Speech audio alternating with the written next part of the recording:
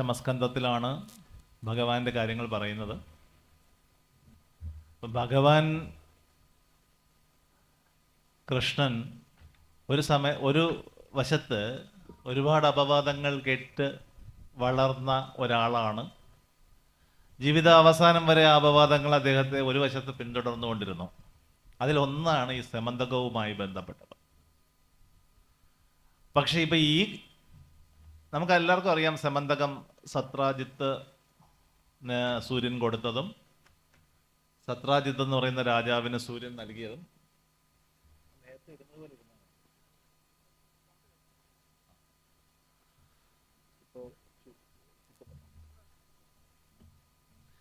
ഇപ്പോൾ സത്രാജിത്ത് സൂര്യദേവനെ തപസ് ചെയ്ത് ഈ സമന്തകം കൈവശപ്പെടുത്തുകയും അത് അദ്ദേഹത്തിന് ധാരാളം സ്വർണം നൽകുകയും കുറേ നാളുകൾ അങ്ങനെ അദ്ദേഹം വലിയൊരു ധനികനായി കഴിയുമ്പോൾ ആ സന്ദർഭത്തിൽ രാജ്യത്ത് ഒരു ക്ഷാമം വന്ന സമയത്ത് ഉഗ്രസേന മഹാരാജാവിന് നൽകാനായിട്ട് ഭഗവാൻ സത്രാജിത്തിനോട് ആവശ്യപ്പെട്ടു. പക്ഷേ സ്വാർത്ഥ തൽപരനായ സത്രാജിത്ത് അതിന് തയ്യാറായില്ല. ലോകജനക്ഷേമാർത്ഥമായിട്ടാണ്, ജനങ്ങളുടെ ക്ഷേമാർത്ഥമായിട്ടാണ് ഭഗവാൻ അത് ആവശ്യപ്പെട്ടത്, അല്ലാതെ ഭഗവാന് ഇട്ടുകൊണ്ട് നടക്കാനല്ലായിരുന്നു. പക്ഷെ അതിന് സത്രാജിത്ത് തയ്യാറായില്ല. പിന്നെ അധികം വൈകാതെ തന്നെ സത്രാജിത്തിൻ്റെ അനുജനായ പ്രസേനജിത്ത് ഈ രത്നം എടുത്ത് അണിഞ്ഞുകൊണ്ട് ഒരു നായാട്ടിന് പോയി. അവിടെ ഒരു സിംഹം ഈ പ്രസേനജിത്തിനെ കടിച്ച് ഇതിൻ്റെ തിളക്കം കണ്ട് ആകൃഷ്ടനായിട്ട് പ്രസേനജിത്തിനെ കൊന്നു. എന്നിട്ട് ആ സിംഹം അത് കഴുത്തിലണിഞ്ഞു. സിംഹത്തിൻ്റെ കാര്യവും അതോടുകൂടി അവസാനിച്ചു. ഒരു തീരുമാനമായി.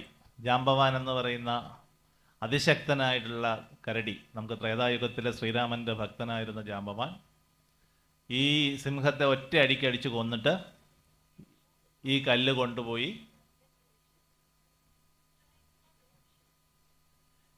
കൊണ്ടുപോയിട്ട് എന്ത് ചെയ്തു?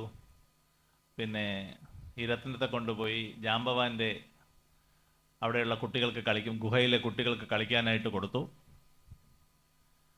പ്രസേനജിത്തിൻ്റെ മരണമറിഞ്ഞ് ഭഗവാനെതിരെ ഒരു ദുഷ്പ്രചരണം തുടങ്ങി. അക്രൂരനെല്ലാം കൂടെ ചേർന്നാണ് അത് ചെയ്തത്. എന്താണ്? ഇദ്ദേഹം പ്രസേനജിത്തിനെ കൊന്നു, രത്നം എടുത്തുകൊണ്ട് പോയി. പണ്ട് തൊട്ടേ മോഷണമായിരുന്നു പരിപാടി. പണ്ട് എന്തായിരുന്നു? മറ്റേ വെണ്ണയും മറ്റുമൊക്കെ ആയിരുന്നുവെങ്കിൽ ഇപ്പം എന്തേ രത്നം അടിച്ചു മാറ്റിക്കൊണ്ട് പോയി. ഗോപികമാരുടെ വസ്ത്രം എടുക്കുക, അതൊക്കെ ആയിരുന്നല്ലോ. ഇപ്പോൾ ചൊട്ടയിലെ ശീലം ചുടല വരെ എന്ന രീതിയിൽ ഇദ്ദേഹം എല്ലാം ചെയ്തു എന്നുള്ള രീതിയിൽ പറഞ്ഞ് പ്രചരിപ്പിച്ചു. അങ്ങനെ വന്നപ്പോൾ ഭഗവാൻ ഇത് പ്രൂവ് ചെയ്യേണ്ട ഒരു ബാധ്യത വന്നപ്പോൾ അദ്ദേഹം ഈ രത്നം അന്വേഷിച്ചിറങ്ങി. സിംഹത്തിൻ്റെ കാൽപ്പാടുകൾ കണ്ടു, സിംഹം മരിച്ചു കിടക്കുന്നത് കണ്ടു. അവിടെ നിന്നും ജാംബവാൻ്റെ ഗുഹയിലേക്കുള്ള കാൽപ്പാടുകൾ ഫോളോ ചെയ്ത് അവിടെ എത്തി. ഒടുവിൽ ജാംബവാനും ഭഗവാനുമായിട്ടൊരു വലിയ യുദ്ധം, 10-20 ദിവസം നീണ്ടുനിന്ന യുദ്ധം ഉണ്ടായി. അതിനൊടുവിൽ അതിശക്തനായിട്ടുള്ള ജാംബവാൻ ഭഗവാന്റെ മുന്നിൽ തോറ്റു. അപ്പോൾ ജാംബവാൻ ഒരു സംശയം, ചിരഞ്ജീവിയായ എന്നെയും തോൽപ്പിക്കാൻ പറ്റുന്നുവെങ്കിൽ ഇത് ഒരു അസാധാരണമായ ഒരാളായിരിക്കും. പിന്നെ മനസ്സിലാക്കി തൻ്റെ സ്വാമിയായിരുന്ന ശ്രീരാമദേവൻ്റെ പുനർജന്മമായിട്ടുള്ള ഭഗവാൻ കൃഷ്ണനാണ് എന്ന് മനസ്സിലാക്കി അതിസന്തോഷത്തോടുകൂടി സമന്തകവും തൻ്റെ പുത്രിയായിട്ടുള്ള ജാംബവതിയെയും ഭഗവാന് നൽകി. ഇതെല്ലാം കൊണ്ടുപോയി തിരിച്ച് കാര്യങ്ങളെല്ലാം പറഞ്ഞ്, പക്ഷേ സംഭവം അതുകൊണ്ടൊന്നും അവസാനിക്കുന്നില്ല.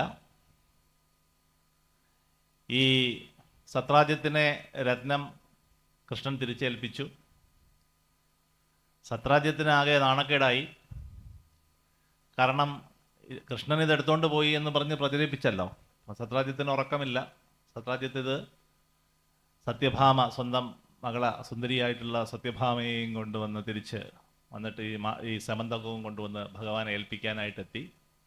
പക്ഷേ സത്യഭാമയെ സ്വീകരിച്ച കൃഷ്ണൻ സമന്തകത്തെ വേണ്ട എന്ന് പറഞ്ഞു തിരിച്ചു കൊടുത്തു വിട്ടു. ഇതിൻ്റെ പ്രശ്നം ഇവിടെ നിന്നും അവസാനിക്കുന്നില്ല. സത്യഭാമയെ വിവാഹം ചെയ്യാൻ ആഗ്രഹിച്ചിരുന്ന ശതധന്വാവ്, അതുപോലെ അക്രൂരൻ, ഒരു കാലത്ത് കൃഷ്ണൻ്റെ ഏറ്റവും വലിയ ഭക്തനായിരുന്ന അക്രൂരൻ, ഇവരെല്ലാം കൂടെ ചേർന്ന് വീണ്ടും ഗൂഢാലോചന നടത്തി. അതിൻ്റെ ഭാഗമായിട്ട് സത്രാജിത്തിനെ വധിച്ചു, ശതധന്വാവ് വധിച്ചു. സ്വാഭാവികമായിട്ടും കൃഷ്ണൻ്റെ സുദർശന ചക്രം ശതധന്വാവിൻ്റെ പണി കഴിച്ചു. പിന്നെ അക്രൂരൻ്റെ കയ്യിലേക്ക് ഈ രത്നം മാറുകയാണ് ചെയ്യുന്നത്. അതാണ് ഈ സമന്തകത്തിൻ്റെ ഒരു കഥ. പിന്നെ വാരണാസിയിൽ, കാശിയിൽ അക്രൂരൻ അവിടെയാണ്. അത് കഴിഞ്ഞിട്ട് ഈ സമന്തകത്തിന് എന്ത് സംഭവിച്ചു എന്നുള്ളത് നമുക്കറിയില്ല. പല ആൾക്കാരും പല വ്യാഖ്യാനങ്ങളും നൽകുന്നുണ്ട്. കോഹിനൂർ രത്നം വാസ്തവത്തിൽ സമന്തകമാണെന്ന് പറയുന്നുണ്ട്. ഇന്ന് ഇംഗ്ലണ്ടിലാണ്, അവിടുത്തെ മ്യൂസിയത്തിൽ ഇരിക്കുകയാണ് കോഹിനൂർ രത്നം. ഇവിടെ നിന്ന് അടിച്ചു മാറ്റിക്കൊണ്ട് പോയതാണ്. അപ്പോൾ അങ്ങനെ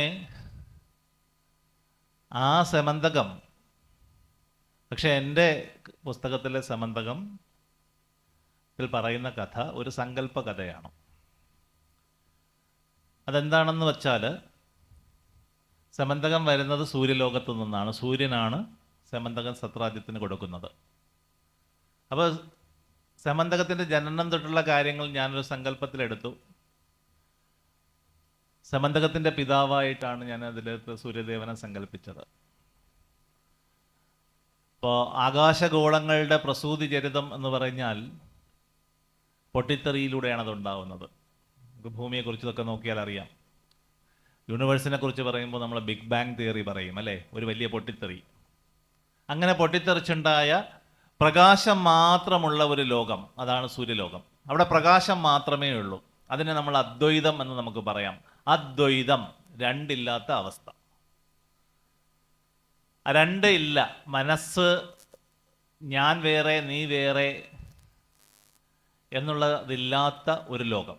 ആ ലോകത്ത് പ്രകാശം മാത്രം അനുഭവിച്ച് ജീവിച്ച സമന്തകം ആ സൂര്യനിൽ നിന്നും സത്രാജിത്തിൻ്റെ തപസ് വഴി സൂര്യദേവൻ ഈ സമന്തകത്തെ സത്രാജിത്തിന് കൊടുക്കാൻ വേണ്ടി സൂര്യലോകത്ത് നിന്ന് ഇറങ്ങി വരുമ്പോൾ ആദ്യമായിട്ട് സമന്തകത്തിന് അദ്വൈതത്തിൽ നിന്നും, പ്രകാശപൂർണമായിട്ടുള്ള അദ്വൈതത്തിൽ നിന്നും പ്രകാശവും ഇരുട്ടുമുള്ള ദ്വൈതത്തിലേക്ക് കടന്നു വരുന്നു. ഇപ്പം നമ്മുടെ എല്ലാ മനസ്സുകൾ ദ്വൈതത്തിലാണ്. നമുക്ക് സുഖമുണ്ട്, ദുഃഖവുമുണ്ട് അല്ലേ. സുഖം നല്ല ആകാശം, ഖം എന്ന് പറഞ്ഞാൽ ആകാശമാണ്. ദുഃഖം ദുഷിച്ച ആകാശം. ഇത് രണ്ടും നമുക്കുണ്ട്. അതുകൊണ്ട് ഗീതയിൽ സ്ഥിരമായിട്ട് പറയും സമസുഖ സമലോഷ്മ സമദുഃഖ കാഞ്ചന. ഇവയെ രണ്ടിലും ഒരുപോലെ കാണുക.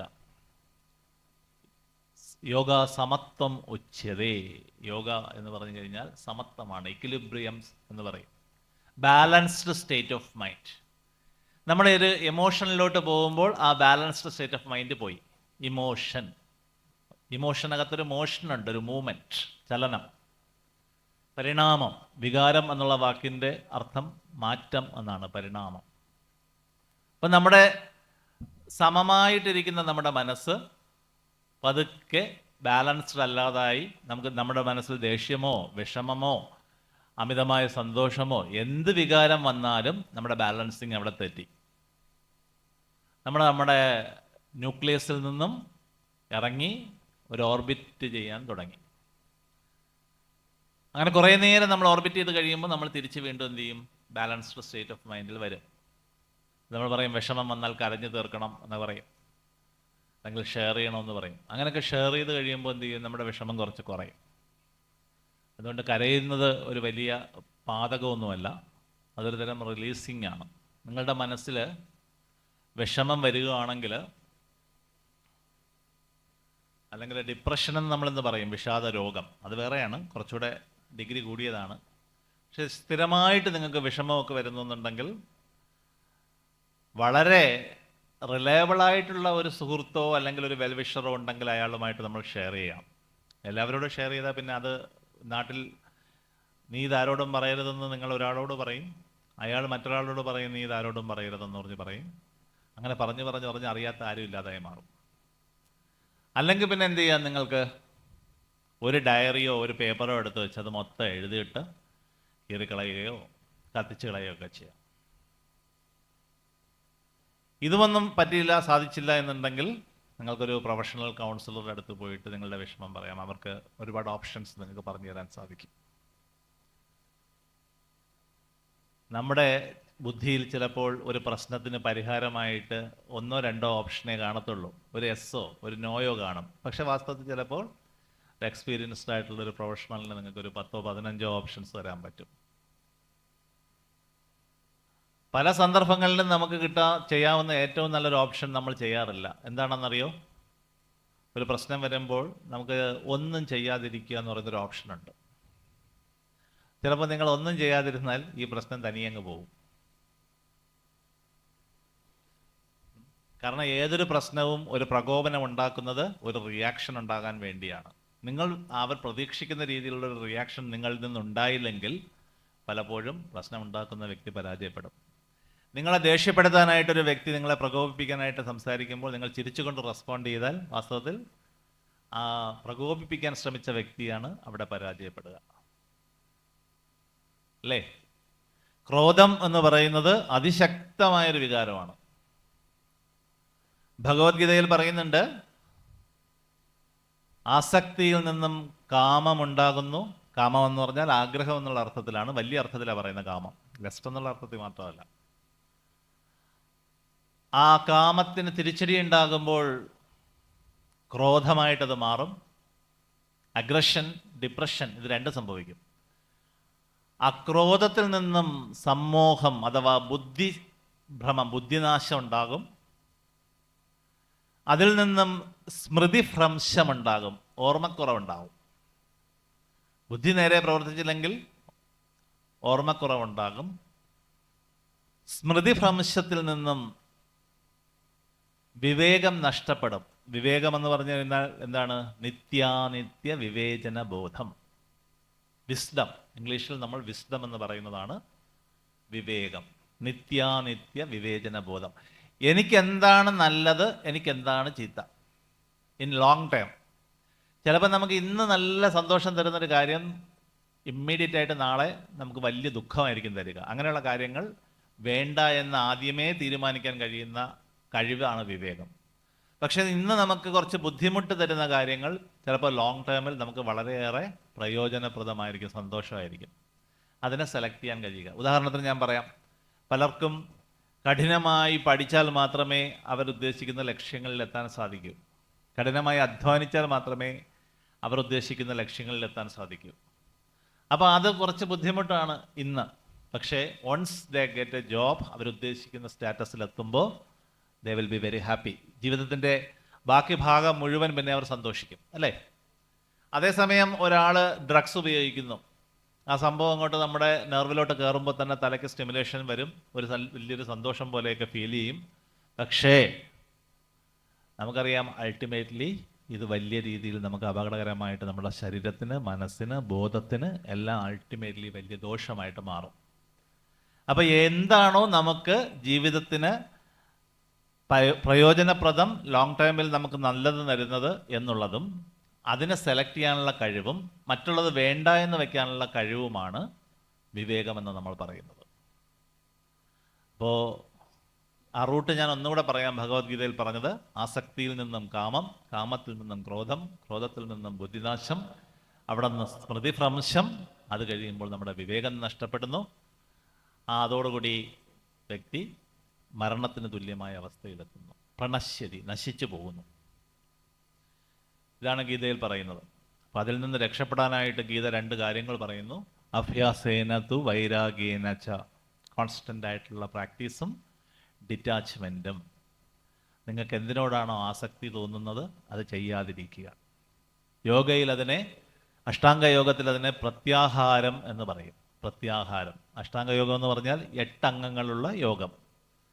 ഏതൊക്കെയാണ് 8 അംഗങ്ങൾ? യമം, നിയമം, ആസനം, പ്രാണായാമം, പ്രത്യാഹാരം, ധാരണ, ധ്യാനം, സമാധി. ഈ അതിൽ വരുന്ന ഒന്നാണ് യോഗ. ആസനങ്ങളും പ്രാണായാമവും കഴിഞ്ഞ് വരുന്ന ഒന്നാണ് പ്രത്യാഹാരം. ഉച്ചസമയാകാറായപ്പോഴാണ് ഞാൻ പ്രത്യാഹാരത്തെക്കുറിച്ച് പറഞ്ഞുകൊണ്ടിരിക്കുന്നത്. പ്രത്യാഹാരം ആഹാരമൊന്നുമല്ല. പ്രത്യാഹാരത്തിന് നമ്മൾ കഴിക്കുന്ന ആഹാരവുമായിട്ടൊരു ബന്ധവുമില്ല. പിന്നെന്താ? പ്രത്യാഹാരം എന്ന് പറഞ്ഞാൽ pulling back your senses from decide objects, decide persons, decide experiences.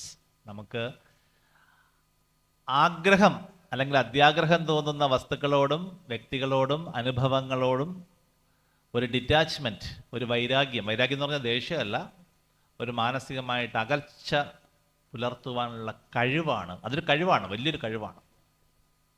ഞാൻ ഹരിദ്വാറിലുണ്ടായിരുന്നപ്പോൾ അവിടുത്തെ ആശ്രമത്തിൽ അസ്വാദ് എന്ന് പറഞ്ഞൊരു ദിവസം ആഹാരം തരും. അസ്വാദ് എന്ന് പറഞ്ഞു കഴിഞ്ഞാൽ അതിലൊന്നും കാണില്ല, പുളിയില്ല, ഉപ്പില്ല, എരിവില്ല, അങ്ങനെ സ്വാദൊന്നും ഇല്ലാത്തത് കൊണ്ടാണ് അതിനെ അസ്വാദ് എന്ന് പറയുന്നത്. അപ്പോൾ നമുക്ക് മനസ്സിലാവും, ആഹാരം നാവിന് വേണ്ടിയല്ല, നാവിലെ രസമുകുളങ്ങൾക്ക് സ്വാദിന് വേണ്ടിയല്ല, മറിച്ച് ശരീരത്തിന് ഊർജം കിട്ടാൻ വേണ്ടിയാണ് എന്നുള്ള അടിസ്ഥാന തത്വത്തിൽ നമ്മളെത്തും.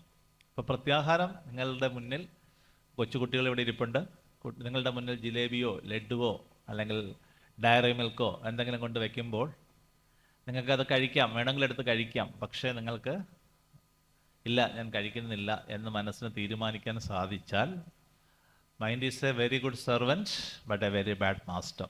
എപ്പോഴും ഓർത്തുകൊള്ളുക, മനസ്സ് നിങ്ങളെയാണ് നിയന്ത്രിക്കുന്നതെങ്കിൽ നിങ്ങൾക്ക് പലപ്പോഴും പ്രശ്നം ഉണ്ടാവും.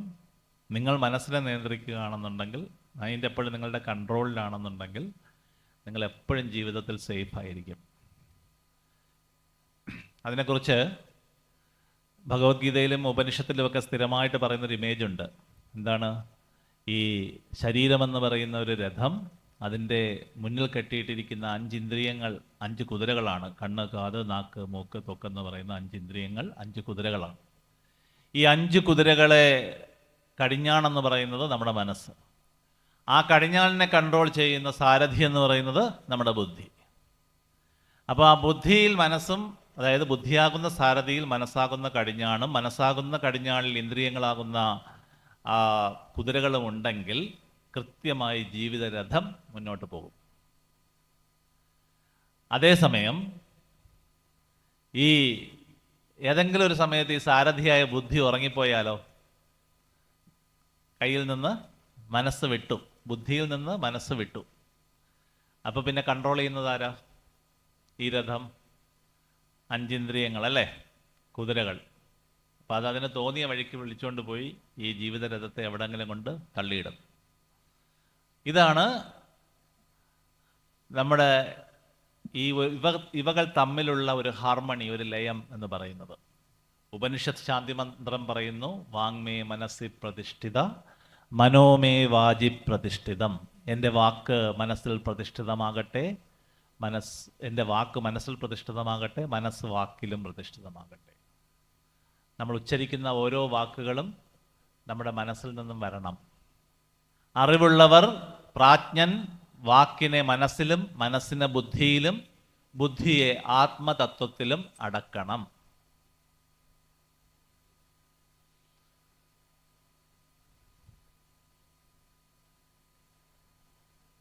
ഞാനൊരു ചെറിയ ഗ്യാപ്പ് വരുന്നത്, ഇവിടെ ഒരാൾ മുന്നിലിരുന്ന് ഇതൊക്കെ കുറിക്കുന്നുണ്ട്. എനിക്കത് കാണുമ്പോൾ വളരെ സന്തോഷമുണ്ട്. കാരണം വാസ്തവത്തിൽ അങ്ങനെ വേണം ഇത്തരം ക്ലാസ്സുകളിൽ പങ്കെടുക്കാൻ.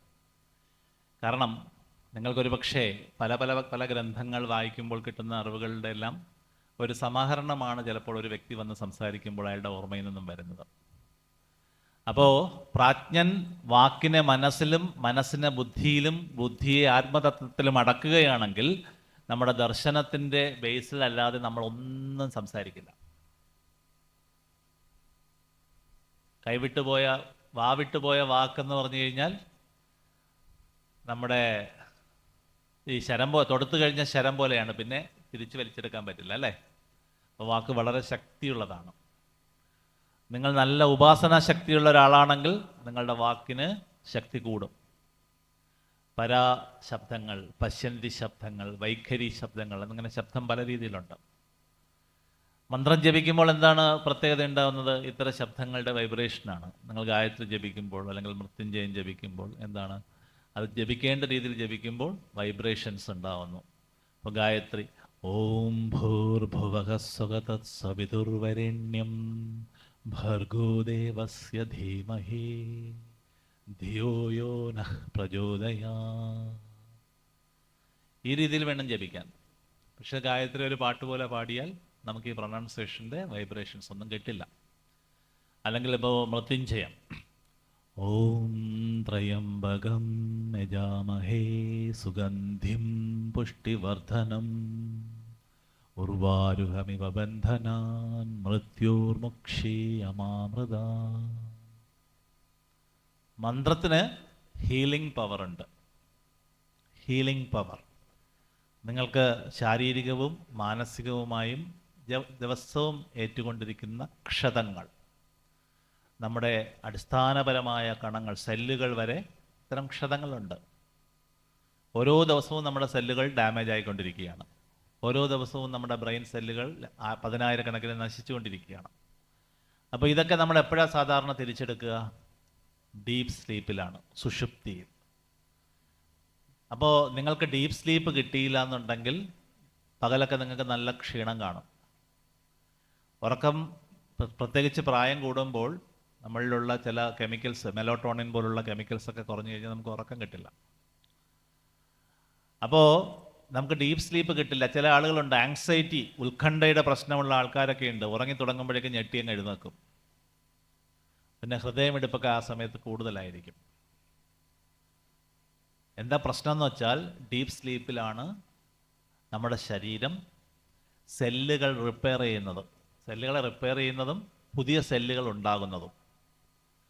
ഡീപ്പ് സ്ലീപ്പ് കിട്ടിയില്ലെങ്കിൽ പിന്നെ നമുക്ക് ചെയ്യാൻ പറ്റുന്ന മെഡിറ്റേറ്റ് ചെയ്യുക, ധ്യാനം. നല്ല ഡീപ്പായിട്ടുള്ള ധ്യാനത്തിലോട്ട് പോയാൽ ശരീരത്തിൽ ഇതേ പ്രോസസ്സ്, ഡീപ്പ് സ്ലീപ്പിൽ നടക്കുന്ന അതേ പ്രോസസ്സ് തന്നെ നടക്കും. നിങ്ങൾ മെഡിറ്റേറ്റ് ചെയ്യുന്ന ആരെങ്കിലും ഉണ്ടോ? ഉണ്ട്. അപ്പം നിങ്ങൾക്ക് മെഡിറ്റേറ്റ് ചെയ്യാത്തവരാണ് കൂടുതലെന്നുള്ളത് കൊണ്ട് ഞാൻ പറയാം, മെഡിറ്റേഷൻ ചെയ്യുന്നതിന് നിങ്ങൾ ചമ്രം പടിഞ്ഞ് പത്മാസനത്തിൽ ഇരുന്ന് കണ്ണുകളടച്ചിരിക്കണമെന്നൊന്നും വേണ്ട. അതിൻ്റെ ഒന്നും ആവശ്യമില്ല. അതൊന്നും ഇല്ലാതെ നമുക്ക് മെഡിറ്റേറ്റ് ചെയ്യാം. നിങ്ങൾക്ക് വളരെ ഇഷ്ടമുള്ള ഒരു ഇൻസ്ട്രുമെൻ്റൽ മ്യൂസിക് നിങ്ങൾ കേൾക്കുന്നു എന്ന് വിചാരിക്കുക, ഒരു ഭജൻസ് കേൾക്കുന്നു എന്ന് വിചാരിക്കുക. നിങ്ങൾക്ക് പ്രകൃതിയിലൂടെ ഇറങ്ങി നടക്കുമ്പോൾ മനസ്സിന് വളരെയേറെ സന്തോഷവും ഒരു ബാലൻസ്ഡ് സ്റ്റേറ്റ് ഓഫ് മൈൻഡും കിട്ടുന്നു എന്ന് വിചാരിക്കുക. അടുത്തൊരു സുഹൃത്തുമായിട്ട് പ്രത്യേകിച്ച് ഒരു കണ്ടീഷൻസും ഇല്ലാതെ ചുമ്മാ സമയം സ്പെൻഡ് ചെയ്യുമ്പോൾ നിങ്ങൾക്ക് മനസ്സിനൊരു ഈസിനെസ് കിട്ടുന്നു എന്ന് വിചാരിക്കുക. നിങ്ങൾക്ക് വളരെ ഇഷ്ടമുള്ളൊരു പാട്ട് കേൾക്കുമ്പോൾ നിങ്ങളുടെ മനസ്സ് ജോയ്ഫുൾ ആകുന്നു, ബാലൻസ്ഡ് ആകുന്നു വിചാരിക്കുക. ഇങ്ങനെയുള്ള സന്ദർഭങ്ങളിലെല്ലാം തന്നെ മനസ്സിന് ധ്യാനാത്മകമാകാൻ കഴിയും. അപ്പോൾ ഒരു വഴിയല്ല ഉള്ളത്, അനേകം വഴികളുണ്ട്.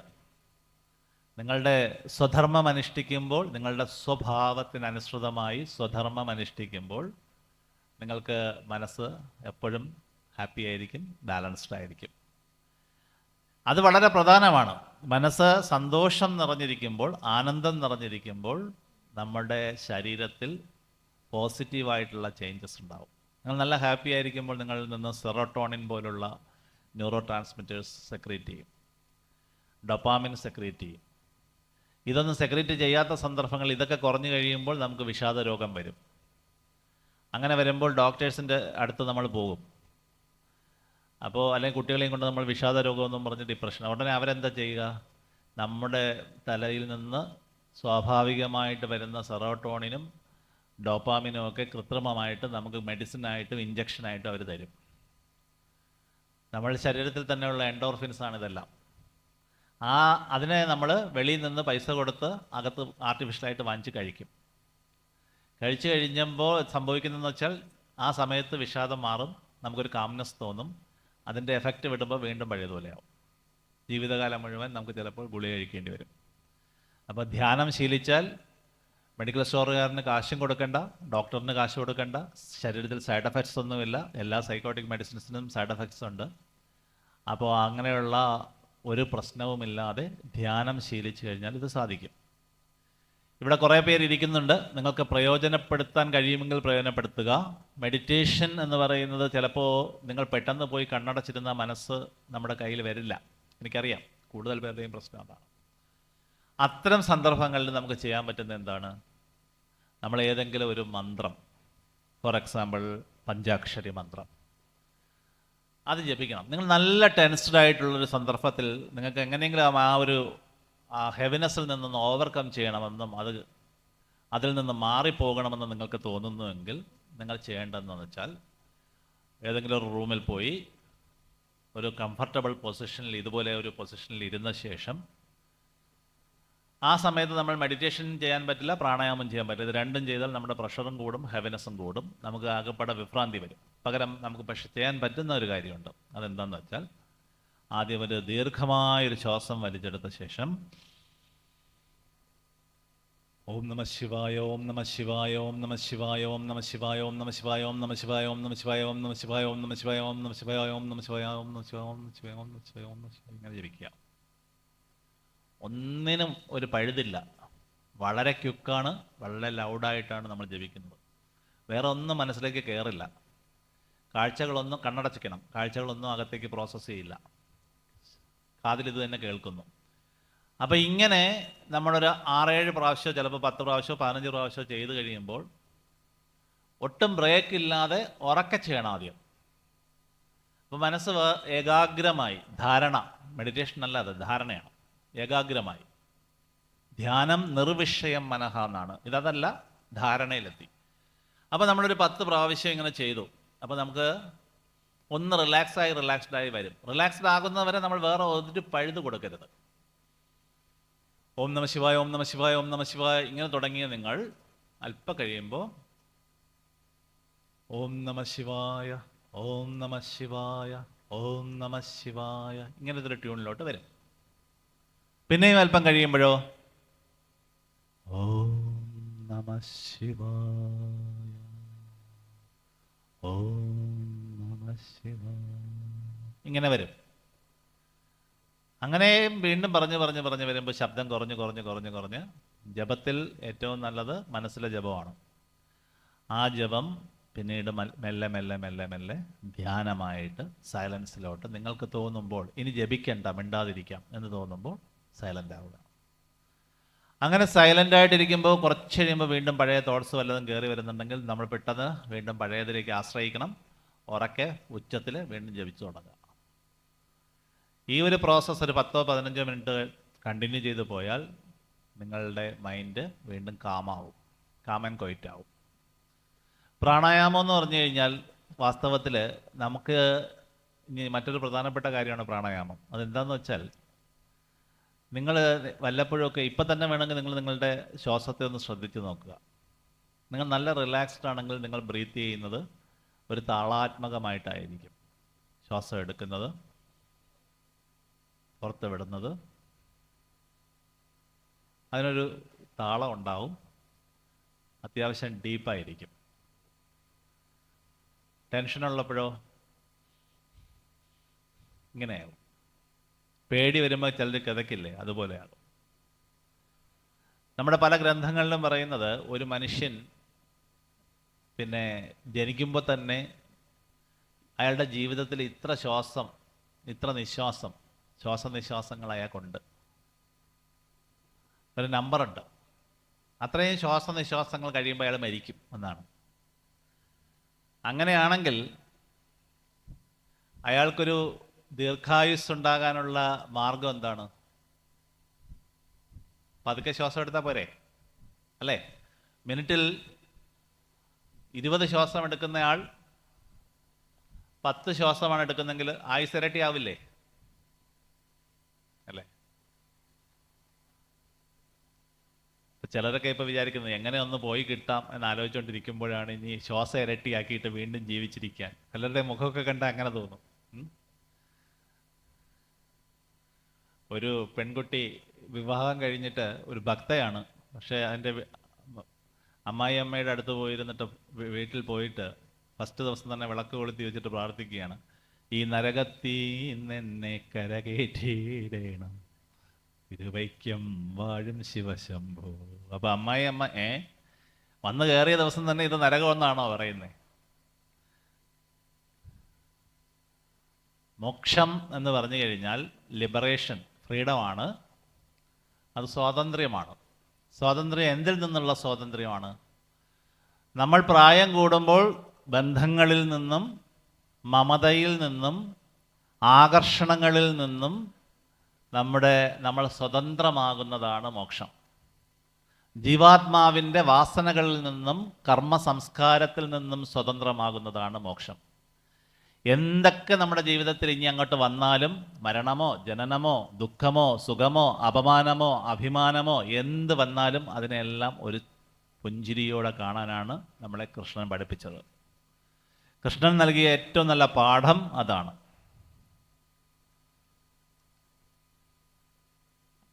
അപ്പോൾ ഞാൻ ഇനി സമന്തകത്തിലോട്ടൊന്ന് തിരിച്ചു വന്നാൽ, ഈ കഥയിലെ സമന്തകം അദ്വൈതത്തിൽ നിന്നും ദ്വൈതത്തിലേക്ക് വന്ന നമ്മൾ തന്നെയാണ്.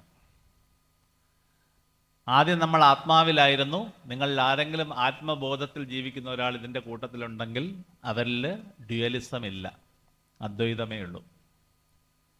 സമന്തകം ഭൂമിയിലേക്ക് ഇറങ്ങി വന്നപ്പോൾ ദാ പകൽ ഇരുട്ട്. സൂര്യൻ്റെ ലോകം വിട്ടുകഴിഞ്ഞപ്പോൾ അടുത്ത ഭൂമി ഇങ്ങ് ദൂരെയാണ്. അപ്പോൾ സൂര്യനിൽ നിന്നും ഭൂമിയിലേക്ക് വരുമ്പോൾ ഇടയ്ക്ക് സ്പേസ്, അവിടെ ഇരുട്ടുണ്ട്. ഭൂമിയിൽ വന്നു കഴിഞ്ഞപ്പോൾ സമന്തക അന്ന് വരെ അനുഭവിക്കാത്ത പല കാര്യങ്ങൾ, മനുഷ്യർക്ക് അസൂയ, അത്യാഗ്രഹം, ഇതെല്ലാം സമന്തകം ഉൾക്കൊള്ളുകയാണ്. അതിനുശേഷം നോക്കുമ്പോഴുണ്ട്, ഒരു ദിവസം ഭഗവാനെ കാണുന്നു, വനമാലിയെ കാണുന്നു. വനമാലിയെ കാണുമ്പോഴേക്കും സമന്തകം കരുതുന്നു, ഈ വനമാലിയുടെ മാറിൽ ബ്രഹ്മസാക്ഷാത്കാരത്തിന് വേണ്ടി എത്തിച്ചേരുക എന്നുള്ളതാണ് എൻ്റെ ലക്ഷ്യമെന്ന് കരുതി. ഇതൊന്നും വാസ്തവത്തിൽ നമ്മുടെ ഭാഗവതത്തിലുള്ളതല്ല. ഞാൻ ഈ എൻ്റെ പുസ്തകത്തിൻ്റെ കാര്യം പറയുകയാണ്. അങ്ങനെ എങ്ങനെയെങ്കിലും ഭഗവാനുമായിട്ട് യോജിക്കുവാനായിട്ടാണ് സമന്തകം ശ്രമിക്കുന്നത്. പക്ഷേ ഓരോ തവണയും അറിഞ്ഞോ അറിയാതെയോ സമന്തകത്തെ ഭഗവാൻ തിരസ്കരിക്കുന്നു. പല അവസരങ്ങളിലും ഓരോരുത്തരായിട്ട് കൊണ്ട് ഈ സമന്തകത്തെ ഭഗവാന്റെ കയ്യിൽ കൊടുക്കുമ്പോൾ ഭഗവാൻ പറയുന്നു, അതൊക്കെ നീ തന്നെ വച്ചോ എന്ന് പറയുന്നു. സത്യഭാമയെയും സമന്തകത്തെയും കൊണ്ടാണ് സത്രാജ്യത്ത് വരുന്നത്. അപ്പോൾ സത്യഭാമയെ മാത്രമേ കൃഷ്ണൻ സ്വീകരിക്കുന്നുള്ളൂ. ജാമ്പവതിയെയും സമന്തകത്തെയുമാണ് ജാമ്പവാൻ കൊടുക്കുന്നത്. പക്ഷെ അപ്പോഴും ജാമ്പവതിയെ മാത്രമേ ഭഗവാൻ സ്വീകരിക്കുന്നുള്ളൂ. അങ്ങനെ വരുമ്പോൾ ഞാനിതിങ്ങനെ ആലോചിച്ചപ്പോൾ ഒരു കാര്യം മനസ്സിലാക്കിയത്, ഈ പ്രഷ്യസായിട്ടുള്ള, വളരെ പ്രഷ്യസായിട്ടുള്ള ഒരു അറിവായിക്കൊള്ളട്ടെ, ആ അറിവിൻ്റെ സിമ്പിളായിട്ടുള്ള രത്നമായിക്കൊള്ളട്ടെ, സൂക്ഷിക്കേണ്ടിടത്ത് സൂക്ഷിച്ചില്ല എന്നുണ്ടെങ്കിൽ അത് വലിയ അപകടം വരുത്തി വയ്ക്കും. ഇപ്പം ദിവസവും ഒരുപാട് സ്വർണമൊക്കെ കൊടുക്കുന്ന ഈ സമന്തകം തന്നെയാണ് സത്രജിത്തിനെ വധിച്ചതും, സത്രജിത്തിൻ്റെ മരണത്തിന് കാരണമായത്, ശതധന്വാവിൻ്റെ മരണത്തിന് കാരണമായത്, പ്രസേനൻ്റെ മരണത്തിന് കാരണമായത്, സിംഹത്തിൻ്റെ മരണത്തിന് കാരണമായത് എല്ലാം തന്നെ ഈ സമന്തകമാണ്. ഇനി കർമ്മങ്ങൾ ഒരു പരിധിവരെ സമന്തകത്തിൻ്റെ രൂപത്തിൽ ആ ആൾക്കാരെല്ലാം ഫോളോ ചെയ്യുകയായിരുന്നു. ഇനി നിങ്ങളൊന്ന് ആലോചിച്ച് നോക്കുക, ഇതൊക്കെ പോയിട്ട് ഈ നോവലിൻ്റെ അവസാന ഭാഗത്ത് ഭഗവാൻ സമന്തകവുമായിട്ട് സംസാരിക്കുന്ന ഒരു സങ്കല്പ കോൺവെർസേഷൻ, അങ്ങനെയൊന്നും ഉണ്ടായിട്ടില്ല, അങ്ങനെ കോൺവെർസേഷൻ ഞാൻ ഉൾപ്പെടുത്തിയിട്ടുണ്ട്. അതിനകത്ത് ഭഗവാൻ സമന്തകത്തോട് പറയുന്നു, എൻ്റെ മരണത്തിന് കാരണം, അല്ലാതെ എൻ്റെ ശരീരം ഇല്ലാതാകാൻ പോകുന്നതിന് കാരണവും നീ തന്നെയാണ്. Ultimately you are going to be the reason. അപ്പോൾ സമന്തകം അതിശയിച്ചു, ഞാനെങ്ങനെയാണ് അങ്ങയെപ്പോലെ ഒരാളുടെ മരണത്തിന് കാരണമാകുക, അല്ലെങ്കിൽ ശരീരത്യാജ്യത്തിന് കാരണമാകുന്നത് എന്ന് ചോദിച്ചപ്പോൾ എന്താണ് കാരണം? വാസ്തവത്തിൽ ഭഗവാൻ സ്വർഗാരോഹണം ചെയ്യാൻ കാരണം ജര എന്ന് പറയുന്നൊരു വേടൻ അമ്പ് ചെയ്യുമ്പോഴാണ്, അല്ലേ? ഈ ജരയുടെ കയ്യിലിരിക്കുന്ന ആ അമ്പ് എന്താണ് അറിയാമോ? ശരിക്കും നമുക്കത് ഞങ്ങൾ പുറകോട്ട് പോകാം. ഈ സമന്തകത്തെ അന്വേഷിച്ചാണ് ഭഗവാൻ ജാമ്പവാന്റെ ഗുഹയിൽ പോകുന്നത്. അവിടെ വെച്ചാണ് ജാമ്പവതിയെ വിവാഹം ചെയ്യുന്നത്. ജാമ്പവതിയെ വിവാഹം ചെയ്ത് അവർക്കുണ്ടായ പുത്രനാണ് സാമ്പൻ. സാമ്പനും കൂട്ടുകാരും കൂടെ ഒരു ദിവസം മഹർഷിമാർ വരുമ്പോൾ സാമ്പൻ്റെ വയറ്റിലൊരു വലിയ തലയണയൊക്കെ വലിച്ചു കെട്ടി, സ്ത്രീവേഷവും കെട്ടിയിട്ട് ഇവൾ പ്രസവിക്കുന്നത് ആണോ പെണ്ണോ എന്ന് ഈ മുനിമാരോട് ചോദിച്ചു. കളിയാക്കിയതാണ്. മഹർഷിമാർക്ക് ദേഷ്യം വന്നു. ഇവളൊരു മുസ്സലത്തെ പ്രസവിക്കുമെന്ന് പറയും. മുസ്സലം എന്ന് പറഞ്ഞാൽ എന്താ? ഇരുമ്പുലക്ക, ഒലക്ക, ഇരുമ്പുലക്ക. സന്യാസിമാരുടെ പ്രഡിക്ഷൻ തെറ്റിയില്ല. സാമ്പൻ ഒരു ഇരുമ്പുലക്കയെ പ്രസവിച്ചു. അത് നിങ്ങളുടെ വംശത്തെ നശിപ്പിക്കുമെന്നും മഹർഷി ശാപം കൊടുത്തു. അപ്പോൾ അങ്ങനെ വന്നപ്പോൾ രാജാവ് പേടിച്ച് ഇതിനെ കംപ്ലീറ്റ് രാഗി പൊടിച്ച് എന്ത് ചെയ്തു? സമുദ്രത്തിലെറിഞ്ഞു. ഇതെല്ലാം തിരിച്ച് കരയ്ക്കടിഞ്ഞ് എരുകപ്പുല്ലുകളായിട്ട് വളർന്ന് അവിടെ നിന്നു. ഒരൊറ്റ ഭാഗം മാത്രം എത്രയൊക്കെ ഇട്ട് രാഗി കിട്ടും. അതാണ് കർമ്മ. കർമ്മയുടെ പ്രത്യേകത അതാണ്. വരാഹമിഹിര ഹോരയുടെ തുടക്കത്തിൽ പറയുന്നുണ്ട്, സുദൃഢം എന്ന കാറ്റഗറിയിൽ വരുന്ന കർമാസ് നമുക്കൊന്നും ചെയ്യാൻ പറ്റില്ല. ബാക്കിയൊക്കെ നമുക്ക് എങ്ങനെയൊക്കെ സോൾവ് ചെയ്യാം. പക്ഷേ സുദൃഢ എന്ന് പറയുന്നത് അതുപോലെ ഇതിലൊരു ഭാഗം മാത്രം അങ്ങനെ ഇരുന്നു, ഒരു രീതിയിലും അത് പൊടിയുന്നില്ല. അതിനെ കടലിലോട്ടെടുത്തെറിഞ്ഞത് ഒരു മത്സ്യം വിഴുങ്ങുന്നു. ആ മത്സ്യം ഇതിൻ്റെ ആ മത്സ്യത്തെ പിളർന്ന് അതിൽ നിന്നുണ്ടായ ആ ഇരുമ്പ് ഇതെടുത്താണ് ജര ഈ അമ്പുണ്ടാക്കിയത്. ആ അമ്പ് കൊണ്ടിട്ടാണ് ഭഗവാൻ ശരീരം ത്യജിക്കേണ്ടി വരുന്നത്. അപ്പോൾ കർമ്മം ഫോളോ ചെയ്യുന്നത് കണ്ടോ, എത്ര എത്ര എത്ര പിറകിൽ നിന്നുമാണ് വന്നിരിക്കുന്നത് അല്ലേ? അപ്പം സമന്തകത്തിൻ്റെ ഉള്ളിൽ കിടക്കുന്ന ആഗ്രഹം, വനമാലിയുടെ ഹൃദയത്തിൽ ചേരുക എന്നുള്ള ആഗ്രഹം ഒരിക്കലും നടന്നുമില്ല. പക്ഷേ സമന്തകം പരോക്ഷമായിട്ട് ഇൻഡയറക്റ്റായിട്ട് ഭഗവാന്റെ ശരീരത്യാഗത്തിന് കാരണമാകുന്നു. ഇത്രയുമാണ് ഈ നോവലിൽ പറയുന്നത്. ഇതിൻ്റെ 10 കോപ്പി ഇവിടുത്തെ നമ്മുടെ സ്റ്റാളിൽ കിട്ടും. നമ്മുടെ ഒരു സ്റ്റാൾ ഇവിടെ വെച്ചിട്ടുണ്ട്. എൻ്റെ വേറെയും പുസ്തകങ്ങൾ അവിടെയുണ്ട്. മഹാഗായത്രിയെക്കുറിച്ചുള്ളൊരു പുസ്തകമുണ്ട്. സ്വഭാവ സഞ്ചാരം എന്ന് പറഞ്ഞ് സൈക്കോളജിക്കലായിട്ടുള്ളൊരു ബുക്കുമാണ്. വേറെ 4-5 പുസ്തകങ്ങളുണ്ട്. ദേവി മഹാത്മ്യത്തിൻ്റെ ഇൻ്റർപ്രിട്ടേഷനൊക്കെ ഉണ്ട്. നിങ്ങൾക്ക് വേണമെന്നുണ്ടെങ്കിൽ ഇത് വാങ്ങാം. അപ്പോൾ വേറെ ആർക്കെങ്കിലും വേണമെന്നുണ്ടെങ്കിൽ ഇതാ ഇവിടെ മുന്നിൽ എൻ്റെ ശിഷ്യ കൃഷ്ണശ്രീ ഇരിപ്പുണ്ട്. ഒന്ന് എഴുന്നേറ്റ് കൃഷ്ണശ്രീ, എല്ലാവരും ഒന്ന് കാണട്ടെ. അപ്പോൾ കൃഷ്ണശ്രീയെ കോണ്ടാക്ട് ചെയ്താൽ നിങ്ങൾക്ക് ആ പുസ്തകം കിട്ടും. ഇരുന്നോളൂ. അപ്പോൾ ഇതാണ് ഭഗവാന്റെ വെർഷൻ. പക്ഷെ എന്ന് പറഞ്ഞുകൊണ്ട് ഭഗവാൻ അതിൻ്റെ പേരിൽ കരയുകയോ വിഷമിക്കുകയോ ഒന്നും ചെയ്തില്ല. ഗാന്ധാരി വന്ന് നീ നിന്റെ കുലവുമൊക്കെ 36 വർഷത്തിനകം നശിച്ചു പോകുമെന്ന് പറഞ്ഞപ്പോൾ ഭഗവാൻ ചിരിച്ചുകൊണ്ട് പറയും, ഇത് കൊള്ളാം, നല്ലൊരു വരമാണ് കിട്ടിയിരിക്കുന്നത്. ഏത് കുലം? ഭഗവാൻ ഒരു കുലവും ഇല്ല അല്ലേ? ബോഡി കോൺഷ്യസ്നെസ്സോ പ്രാണ കോൺഷ്യസ്നെസ്സോ റേസ് കോൺഷ്യസ്നെസ്സോ ഒന്നും തന്നെ ഉള്ള ഒരാളല്ല ഭഗവാൻ.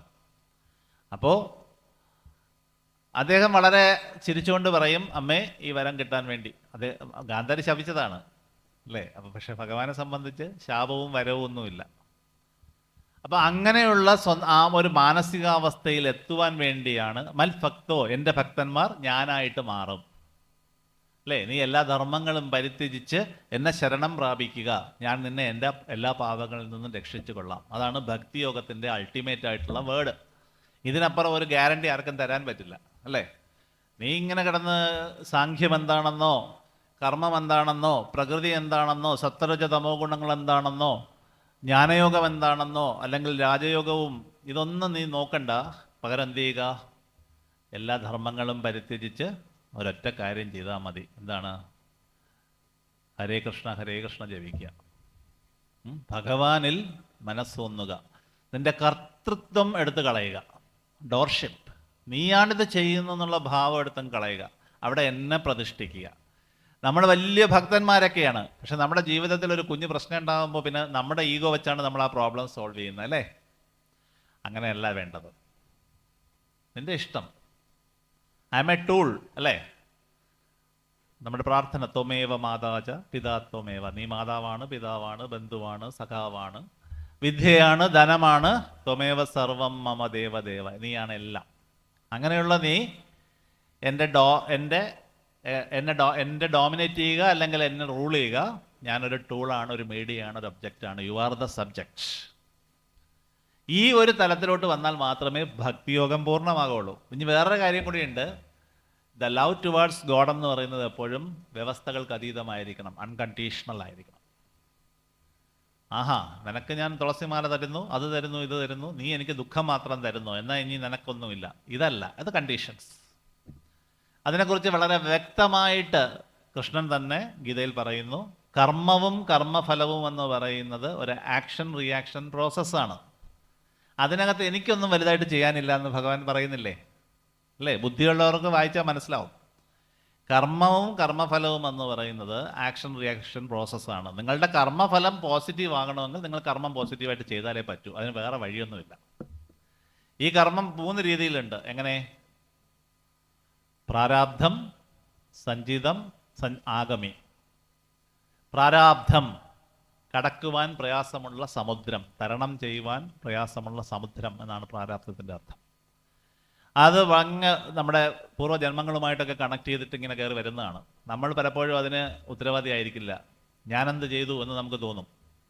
പക്ഷെ നമ്മുടെ ആത്മാവ് അമ്മയുടെ ഗർഭപാത്രത്തിൽ എത്താൻ വേണ്ടി ഇങ്ങനെ കാത്തിരിക്കുന്നത് നമ്മുടെ പഴയ കർമ്മങ്ങളുടെ മുദ്രകളും വെച്ചുകൊണ്ടാണ്. That imprints.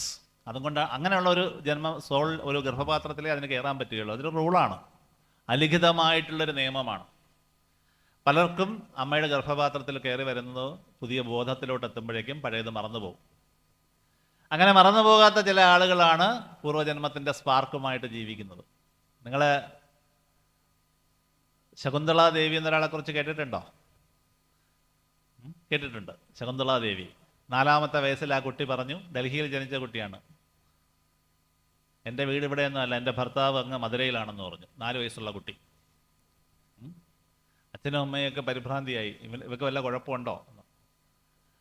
അവരെ ആ ചോദ്യം അവഗണിച്ചു. ഇവളെപ്പോഴും മധുരയെക്കുറിച്ച് പറയും, ഭർത്താവിൻ്റെ വീടിനെക്കുറിച്ച് പറയും, അവിടെ പോകണമെന്ന് പറയും. ഇവർക്ക് എന്തോ ചെറിയ പ്രശ്നമായിരിക്കുമെന്ന് വിചാരിച്ച് പാരൻസ് അവഗണിച്ചുവെങ്കിലും ഇവൾ സ്കൂളിലെത്തിയപ്പോൾ സ്കൂളിലെ അധ്യാപകർ ഇത് പ്രത്യേകം ശ്രദ്ധിക്കുകയും അതിലൊരു അധ്യാപകന് ഒരു ഇൻട്രസ്റ്റ് തോന്നി. ഇതിനെക്കുറിച്ച് കൂടുതൽ അന്വേഷിക്കുകയും ചെയ്തപ്പോൾ മധുരയിൽ ഒരു മനുഷ്യൻ്റെ വൈഫ് മരിച്ചു പോയതും ഇവൾ പറയുന്ന സ്ഥലത്ത് ഇങ്ങനെ ഒരാളുണ്ടായിരുന്നു, അയാളുടെ വൈഫ് മരിച്ചുപോയ കാര്യങ്ങളൊക്കെ അറിഞ്ഞു. ഇവൾ സ്ഥിരമായിട്ട് ഇതിനെക്കുറിച്ച് പറഞ്ഞുകൊണ്ടേയിരുന്നു. ഇവളുടെ ഗോൾഡൊക്കെ അവിടെ ഇരിക്കുകയാണ്, ആ ഗോൾഡ് എടുക്കണമെന്നൊക്കെ പറഞ്ഞുകൊണ്ടിരുന്നപ്പോൾ ഇതൊരു സവിശേഷ ശ്രദ്ധ ആകർഷിച്ച് ആ പത്രങ്ങളിലൊക്കെ വാർത്ത വന്നു. ഒടുക്കം ഇതിൽ ഇടപെട്ടത് ആരാണെന്നറിയാമോ? മഹാത്മാഗാന്ധി. അദ്ദേഹം 15-16 പേരുള്ളൊരു അന്വേഷണ കമ്മീഷനെ നിയമിച്ചു. ഇവരെല്ലാം കൂടെ ഈ കുട്ടിയും കൊണ്ട് അവിടെ പോയി. അപ്പം നേരത്തെ പറഞ്ഞത് പ്രകാരം ഇവളുടെ ഹസ്ബൻഡ് മരിച്ചു പോയെന്നും താൻ പിന്നെ അയാളുടെ ഇരട്ട സഹോദരനാണെന്നും പറഞ്ഞുകൊണ്ട് ഇവളുടെ ഹസ്ബൻഡ് തന്നെ നിൽക്കുകയാണ് അവിടെ. അപ്പം തന്നെ അവൾ പറഞ്ഞു, ഈ കുട്ടി പറയുകയാണ്, എന്നെ പറ്റിക്കാനൊന്നും നോക്കണ്ട, നിങ്ങളെയാണോ എനിക്ക് അറിഞ്ഞുകൂടാത്തത് എന്നൊക്കെ ചോദിക്കുകയാണ്. എന്നിട്ട് പോയി വളരെ പരിചിതമായിട്ടുള്ള രീതിയിൽ ആ വീട്ടിലുള്ള സ്ഥലങ്ങൾ, ബന്ധുക്കളെ എല്ലാം തിരിച്ചറിഞ്ഞ് ആ ഗോൾഡൊക്കെ ചെന്നെടുത്ത്, പിന്നെ ഇവളുടെ മരണശയ്യയിൽ വെച്ച് ഇവളുടെ ഭർത്താവ് പറഞ്ഞ വാക്കുകൾ പാലിച്ചില്ല എന്നുള്ളതിൻ്റെ പേരിൽ അയാൾക്ക് കുറേ വഴക്കൊക്കെ കൊടുത്ത്, ചുരുക്കി പറഞ്ഞു കഴിഞ്ഞാൽ എല്ലാവർക്കും ബോധ്യപ്പെട്ടു ഇതൊരു പുനർജന്മമാണ്. ഈ സ്ത്രീ പിന്നെ ഒരിക്കലും വിവാഹമൊന്നും ചെയ്തില്ല. 65 വയസ്സ് വരെ എന്തോ ഈ സ്ത്രീ അങ്ങനെ ജീവിച്ചു. അപ്പോൾ ഇതിന് പ്രത്യേകിച്ച് നമുക്കൊന്നും പറയാനില്ല. ഇതിനെക്കുറിച്ചൊക്കെ ചോദിച്ചു കഴിഞ്ഞാൽ എങ്ങനെ ഇത് സംഭവിച്ചു എന്ന് പറഞ്ഞു കഴിഞ്ഞാൽ, അല്ലേ? അപ്പോൾ പല ജന്മങ്ങളും പഴയ ജന്മങ്ങളുടെ ഒരു തുടർ ആയിട്ട് വരുന്നുണ്ട്. അതിനെ നമ്മൾ സ്ഥൂല ശരീരം ഉപേക്ഷിച്ച് കഴിയുമ്പോൾ അത് സൂക്ഷ്മ ശരീരത്തിലേക്ക് പോകും. സൂക്ഷ്മ ശരീരത്തിൽ കുറേ ദിവസം നിൽക്കും. ആ സൂക്ഷ്മത അപ്പം നമുക്ക് വേണ്ടപ്പെട്ട ഒരു വ്യക്തി മരിച്ചു കഴിയുമ്പോൾ അദ്ദേഹം നേരെ അങ്ങ് കാരണ ശരീരത്തിൽ, കാഷ്വൽ ബോഡിയിലോട്ടല്ല പോകുന്നത്. പിന്നെന്താ? സൂക്ഷ്മ ശരീരത്തിലാണ്. അവിടെ നിൽക്കുമ്പോൾ ആ ശരീരത്തിന് നമ്മളെ അതിൻ്റെ ചുറ്റും നടക്കുന്ന കാര്യങ്ങൾ തിരിച്ചറിയാൻ കഴിയും, പക്ഷെ റെസ്പോണ്ട് ചെയ്യാൻ പറ്റില്ല, പ്രതികരിക്കാൻ പറ്റില്ല. നിങ്ങൾ വളരെ സൈക്കിക്കായിട്ടുള്ള ഇത്തരം കാര്യങ്ങൾ, വൈബ്രേഷൻസ് ക്യാച്ച് ചെയ്യാൻ കഴിവുള്ള ഒരാളാണെങ്കിൽ ഒരു പക്ഷേ നിങ്ങൾക്ക് അവരുടെ പ്രസൻസ്, നിങ്ങൾ പലർക്കും അനുഭവം ഉണ്ടായിട്ടുണ്ടാവും, അവരുടെ പ്രസൻസ് നിങ്ങൾക്ക് ചിലപ്പോൾ തോന്നും. ഇപ്പോൾ വന്നിട്ട് പോയെന്നൊക്കെ ചിലർ പറയും, പക്ഷേ എല്ലാവർക്കും പറ്റില്ല. അപ്പോൾ നമ്മൾ പറയും, നിനക്ക് തോന്നിയതാണ്. പക്ഷേ ഇത് സൂക്ഷ്മ ശരീരത്തിൽ നിൽക്കുമ്പോഴാണ്. സൂക്ഷ്മ ശരീരത്തിൽ നിന്നും പിന്നെ ഇത് കാഷ്വൽ ബോഡിയിലോട്ട് പോകും. ഈ കാരണ ശരീരത്തിലേക്ക് പോകും. അവിടെയാണ് ഇത് അടുത്ത ജന്മത്തിന് വേണ്ടി വെയിറ്റ് ചെയ്യുന്നത്. അങ്ങനെയാണ് ഇതിൻ്റെ ഈ ഒരു സംസാര ചക്രം എന്ന് നമ്മൾ പറയുന്ന കാര്യം നടന്നുകൊണ്ടിരിക്കുന്നത്.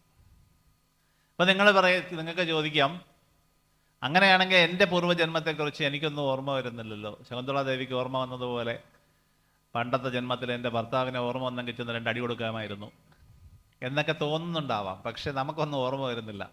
അതിന് കാരണം എന്താണെന്ന് ചോദിച്ചാൽ സിമ്പിളാണ്. കഴിഞ്ഞ ആഴ്ച ഇതേ സമയത്ത് നമ്മൾ എന്താണ് ചെയ്തുകൊണ്ടിരുന്നതെന്ന് നമുക്ക് ആർക്കെങ്കിലും ഓർമ്മയുണ്ടോ? കഴിഞ്ഞ ആഴ്ചയിൽ ഈ സമയത്ത് നമ്മളൊക്കെ എന്താ ചെയ്തുകൊണ്ടിരുന്നതെന്ന് പോലും നമുക്ക് ഓർമ്മയില്ല. അപ്പോൾ പിന്നെ നമ്മളൊരു ജന്മം മുൻപുള്ളത് ഓർമ്മിക്കുമോ? ഇല്ല. എന്നാലും ചില കാര്യങ്ങളൊക്കെ നമ്മുടെ ആൾക്കാർ പറഞ്ഞു തരുന്നുണ്ട്. നിങ്ങളുടെ അച്ഛനോ അമ്മയ്ക്കോ ഒന്നും, അല്ലെങ്കിൽ കുടുംബത്തിലുള്ളവർക്കൊന്നും ഇല്ലാത്ത ചില സ്വഭാവ സവിശേഷതകൾ നിങ്ങൾക്കുണ്ടാവാം, ചില ഇഷ്ടങ്ങളുണ്ടാവാം. ഇതെവിടെ നിന്ന് വന്നു, ഇവക്കിതെവിടെ നിന്ന് കിട്ടി, അല്ലെങ്കിൽ ഇവനിതെവിടെ നിന്ന് കിട്ടിയെന്ന് വീട്ടുകാർ ചോദിക്കും. ഞങ്ങൾക്ക് ആർക്കും ഈ കുഴപ്പമില്ലല്ലോ, നിനക്ക് മാത്രമാണല്ലോ. അത്തരം ട്രൈറ്റ്സൊക്കെ ഉണ്ടാവാനുള്ള ഒരു കാരണമായിട്ട് പറയുന്നത് ആത്മാവിൻ്റെ വാസന. ആത്മാവിൻ്റെ വാസനയാണ് കൊണ്ടാണത് സംഭവിക്കുന്നതെന്ന് പറയും. അതിപ്രശസ്തനായിട്ടുള്ള ഒരു കവി ഖലീൽ ജിബ്രാൻ, നിങ്ങൾ കേട്ടിട്ടുണ്ടോയെന്നറിയില്ല, അദ്ദേഹത്തിൻ്റെ പ്രൊഫറ്റ് എന്ന് പറയുന്ന പുസ്തകത്തിൽ അദ്ദേഹം പറയുന്നുണ്ട്, ചിൽഡ്രൻ എന്ന് പറയുന്നൊരു പോയമുണ്ട്. ആ ചിൽഡ്രനിൽ അദ്ദേഹം പറയുന്നത്, നിങ്ങൾ പാരൻസിനോടാണ് പറയുന്നത്, നിങ്ങൾ അവർക്ക് രക്തം കൊടുത്തു, മാംസം കൊടുത്തു, പക്ഷേ ആത്മാവ് കൊടുത്തിട്ടില്ല. ആ ആത്മാവിനെ മാനിഫെസ്റ്റ് ചെയ്യിക്കുവാനാണ് അവർ ഈ ഭൂമിയിൽ വന്നിരിക്കുന്നത്. അവരതാകുകയുള്ളൂ, നിങ്ങൾ വിചാരിക്കുന്നതൊന്നും ആവില്ല.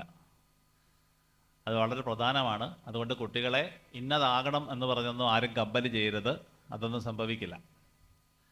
അവരുടെ സോളിൻ്റെ വാസനയ്ക്കനുസരിച്ച് അവർ രൂപപ്പെടും എന്നുള്ളതാണ് യാഥാർത്ഥ്യം. പലപ്പോഴും ചിലർ പറയും, എനിക്കൊരു ഡോക്ടറാകാനായിരുന്നു ആഗ്രഹം, അത് സാധിച്ചില്ല, അതുകൊണ്ട് നീ ഒരു ഡോക്ടറാകണം. എന്ത് ന്യായമാണിത്? എന്ത് ന്യായമാണ് അല്ലേ? എന്തൊരു സെൽഫിഷായിട്ടുള്ളൊരു ഇഷ്ടമാണ്. ഞാൻ ആകാൻ ആഗ്രഹിക്കുന്നത് ഞാൻ ആയുമില്ല, എൻ്റെ പാരൻസിനെ ഞാൻ പിന്നെ സന്തോഷിച്ചും കൊടുത്തുമില്ല, എന്നിട്ട് എന്ത് ചെയ്യുന്നു? ഇതിനോടൊരു താല്പര്യമില്ലാത്ത എൻ്റെ മക്കളെ ഇതിനു വേണ്ടി ചിലപ്പോൾ കമ്പൽ ചെയ്യുകയും ചെയ്യും. ഒരിക്കലും അങ്ങനെ ചെയ്യരുത്. അവർക്ക് അവരുടേതായ വാസനകളുണ്ട് അല്ലേ? ഇപ്പോൾ നമുക്ക് ആപ്റ്റിറ്റ്യൂഡ് ടെസ്റ്റൊക്കെ ഉണ്ട്. ഇപ്പോൾ നമുക്ക് സയൻറ്റിഫിക് ആയിട്ട് റൈറ്റ് ബ്രെയിനും ലെഫ്റ്റ് ബ്രെയിനും എത്രത്തോളം ആക്റ്റീവാണെന്ന് അറിയാൻ കഴിയും. റൈറ്റ് ബ്രെയിൻ ആക്റ്റീവായിട്ടുള്ള കുട്ടികളുടെ താല്പര്യങ്ങളും ലെഫ്റ്റ് ബ്രെയിൻ ആക്റ്റീവായിട്ടുള്ള കുട്ടികളുടെ താല്പര്യങ്ങളും ഡിഫറൻ്റ് ആയിരിക്കും. ഇപ്പോൾ റൈറ്റ് ബ്രെയിൻ ആക്റ്റീവ് ആണെങ്കിൽ നിങ്ങൾ കൂടുതൽ ക്രിയേറ്റീവ് ആയിരിക്കും. നിങ്ങൾക്ക് സോഫ്റ്റ്വെയർ എഞ്ചിനീയറിങ്ങോ സയൻസോ റൈറ്റിംഗ് സ്കിൽസോ ലിറ്ററേച്ചറോ അതുപോലെ ആർട്ടിസ്റ്റിക് ടാലൻസോ ഒക്കെ കൂടുതലായിരിക്കും. ലെഫ്റ്റ് ബ്രെയിൻ ആണെന്നുണ്ടെങ്കിൽ നിങ്ങൾക്ക് മെക്കാനിക്കൽ അല്ലെങ്കിൽ ഇലക്ട്രോണിക്സ് ടെക്നോളജിക്കലായിട്ടുള്ള കാര്യങ്ങളോട് കൂടുതൽ താല്പര്യം ഉണ്ടാവും. അത് നമുക്ക് റൈറ്റ് ആണോ ലെഫ്റ്റ് ആണോ കൂടുതൽ ആക്റ്റീവ് എന്നറിയാൻ ഇപ്പോൾ നിങ്ങൾ ഗൂഗിൾ സെർച്ച് ചെയ്താൽ മതി, അതിൻ്റെ ടെസ്റ്റുകളൊക്കെ കിട്ടും. നിങ്ങളുടെ ക്യാരക്ടറിൽ നിന്ന് തന്നെ അത് മനസ്സിലാക്കാൻ പറ്റും, റൈറ്റ് ആണോ ലെഫ്റ്റ് ആണോ കൂടുതൽ ആക്റ്റീവ് എന്നുള്ളത്. ഇപ്പോൾ ഇവിടെ തന്നെ എന്നെ നോക്കിക്കൊണ്ടിരുന്നിട്ട് വേറെ എന്തെങ്കിലുമൊക്കെ ആലോചിച്ച് ഇങ്ങനെ സ്വപ്നത്തിലൂടെ പറന്ന് കിടക്കുകയാണെങ്കിൽ വിചാരിച്ചോളൂ, നിങ്ങൾ ആബ്സെൻറ്റ് മൈൻഡഡ് ആണ്, റൈറ്റ് ബ്രെയിൻ കൂടുതൽ ആക്റ്റീവാണ്. അപ്പം ഞാൻ നിങ്ങളോട് പറയുകയാണ്, ഒരു നീല നിറമുള്ള ആന പച്ച ചിറക് വിരിച്ചുകൊണ്ട് മേഘങ്ങളും ആകാശമൊന്നും ഇല്ലാതെ അന്തരീക്ഷത്തിലൂടെ പറന്ന് കിടക്കുന്നു എന്ന് പറഞ്ഞാൽ നിങ്ങളുടെ മനസ്സിൽ ഉടനെ നീല നിറമുള്ള ആന, പച്ച നിറമുള്ള ചിറക്, ആകാശമില്ലാത്ത അന്തരീക്ഷം, മൊത്തത്തിൽ ഇങ്ങേർക്ക് എന്തോ കുഴപ്പമാണ്, ആദ്യമേ തോന്നി, ഇപ്പോൾ അത് ക്ലിയറായി എന്നാണ് നിങ്ങൾക്ക് തോന്നുന്നെങ്കിൽ നിങ്ങളുടെ ലോജിക്കാണ് വർക്ക് ചെയ്യുന്നത്, ലെഫ്റ്റ് ബ്രെയിനാണ്. പകരം ഞാനീ പറഞ്ഞ സമയത്ത് തന്നെ നിങ്ങൾക്ക് അങ്ങനെ ഒരു വിഷ്വൽ കിട്ടിയെന്ന് വിചാരിക്കുക, അതാ നീല കളറുള്ളതാണ്, അതാ അതിന് പച്ചച്ചിറക്, അതാ പറക്കുന്നു. ഈ വിഷ്വൽ കിട്ടിയിട്ടുണ്ടെങ്കിൽ, ആ ഒരു ഇമേജ് നിങ്ങൾക്ക് കിട്ടിയിട്ടുണ്ടെങ്കിൽ നിങ്ങൾ റൈറ്റ് ബ്രെയിൻ കൂടുതൽ ഡോമിനൻ്റ് ആയിട്ടുള്ള ഒരാളാണ്. അതങ്ങനെ ഈ കുറേ കാര്യങ്ങളിലൂടെ നമുക്ക് റൈറ്റും ലെഫ്റ്റും ഒക്കെ തിരിച്ചറിഞ്ഞ് കഴിഞ്ഞാൽ അതിനനുസൃതമായിട്ടുള്ള കാര്യം മാത്രമേ, നമുക്ക് താല്പര്യമില്ലാത്തൊരു വിഷയം എടുത്ത് വെച്ച് ഒരിക്കലും പഠിക്കരുത് അല്ലേ? സ്വഭാവത്തിനനുസരിച്ചായിരിക്കണം സ്വധർമ്മം. എൻ്റെ ഒരു പുസ്തകമുണ്ട്, സ്വഭാവ സഞ്ചാരം. ആ പുസ്തകത്തിന് സ്വഭാവ സഞ്ചാരമെന്ന് മുകളിലും ഭാവസഞ്ചാരം താഴെയുമായി എഴുതിയിരിക്കുന്നത്. സ്വഭാവസഞ്ചാരം എന്ന് പറഞ്ഞു കഴിഞ്ഞാൽ സ്വന്തം ഭാവമാണ് സ്വഭാവം. ആ സ്വന്തം ഭാവത്തിന് യോജിക്കാത്ത എന്തെങ്കിലും ഒരു കാര്യം ചെയ്താൽ അത് പൊളിയും. ഭഗവാനെ പോലെ ആകണമെന്ന് ആഗ്രഹിച്ച് അനുകരിച്ച് ഒരാൾ ഒരു മയിൽപ്പീലിയൊക്കെ എടുത്ത് ചുറ്റി സുദർശനം പോലെ കയ്യിലൊരു ചക്രമൊക്കെ വെച്ചുകൊണ്ട് നടന്നു അല്ലേ? അയാളുടെ പേരെന്താ? പുണ്ഡ്രകൻ. അവസാനം ഭഗവാൻ തന്നെ അയാളെ കൊന്നു. ഒരു സുദർശനമൊക്കെ ഉണ്ടാക്കി, ഒരു തടിയിൽ ഒരു ഗരുഡനെയൊക്കെ ഉണ്ടാക്കി, ഭഗവാന്റെ യഥാർത്ഥ കൃഷ്ണൻ ഞാനാണെന്നും പറഞ്ഞുകൊണ്ട് നടന്ന ഒരാളുണ്ടായിരുന്നു. പുണ്ഡ്രകൻ എന്നാണ് അദ്ദേഹത്തിൻ്റെ പേര്. അദ്ദേഹത്തിൻ്റെ ഒടുക്കം ഭഗവാൻ തന്നെ വധിച്ചു. അപ്പം അതുകൊണ്ട് നമ്മൾ അനുകരണം എന്ന് പറയുന്നത് ഒബ്സഷനിൽ നിന്ന് വരുന്നതാണ്.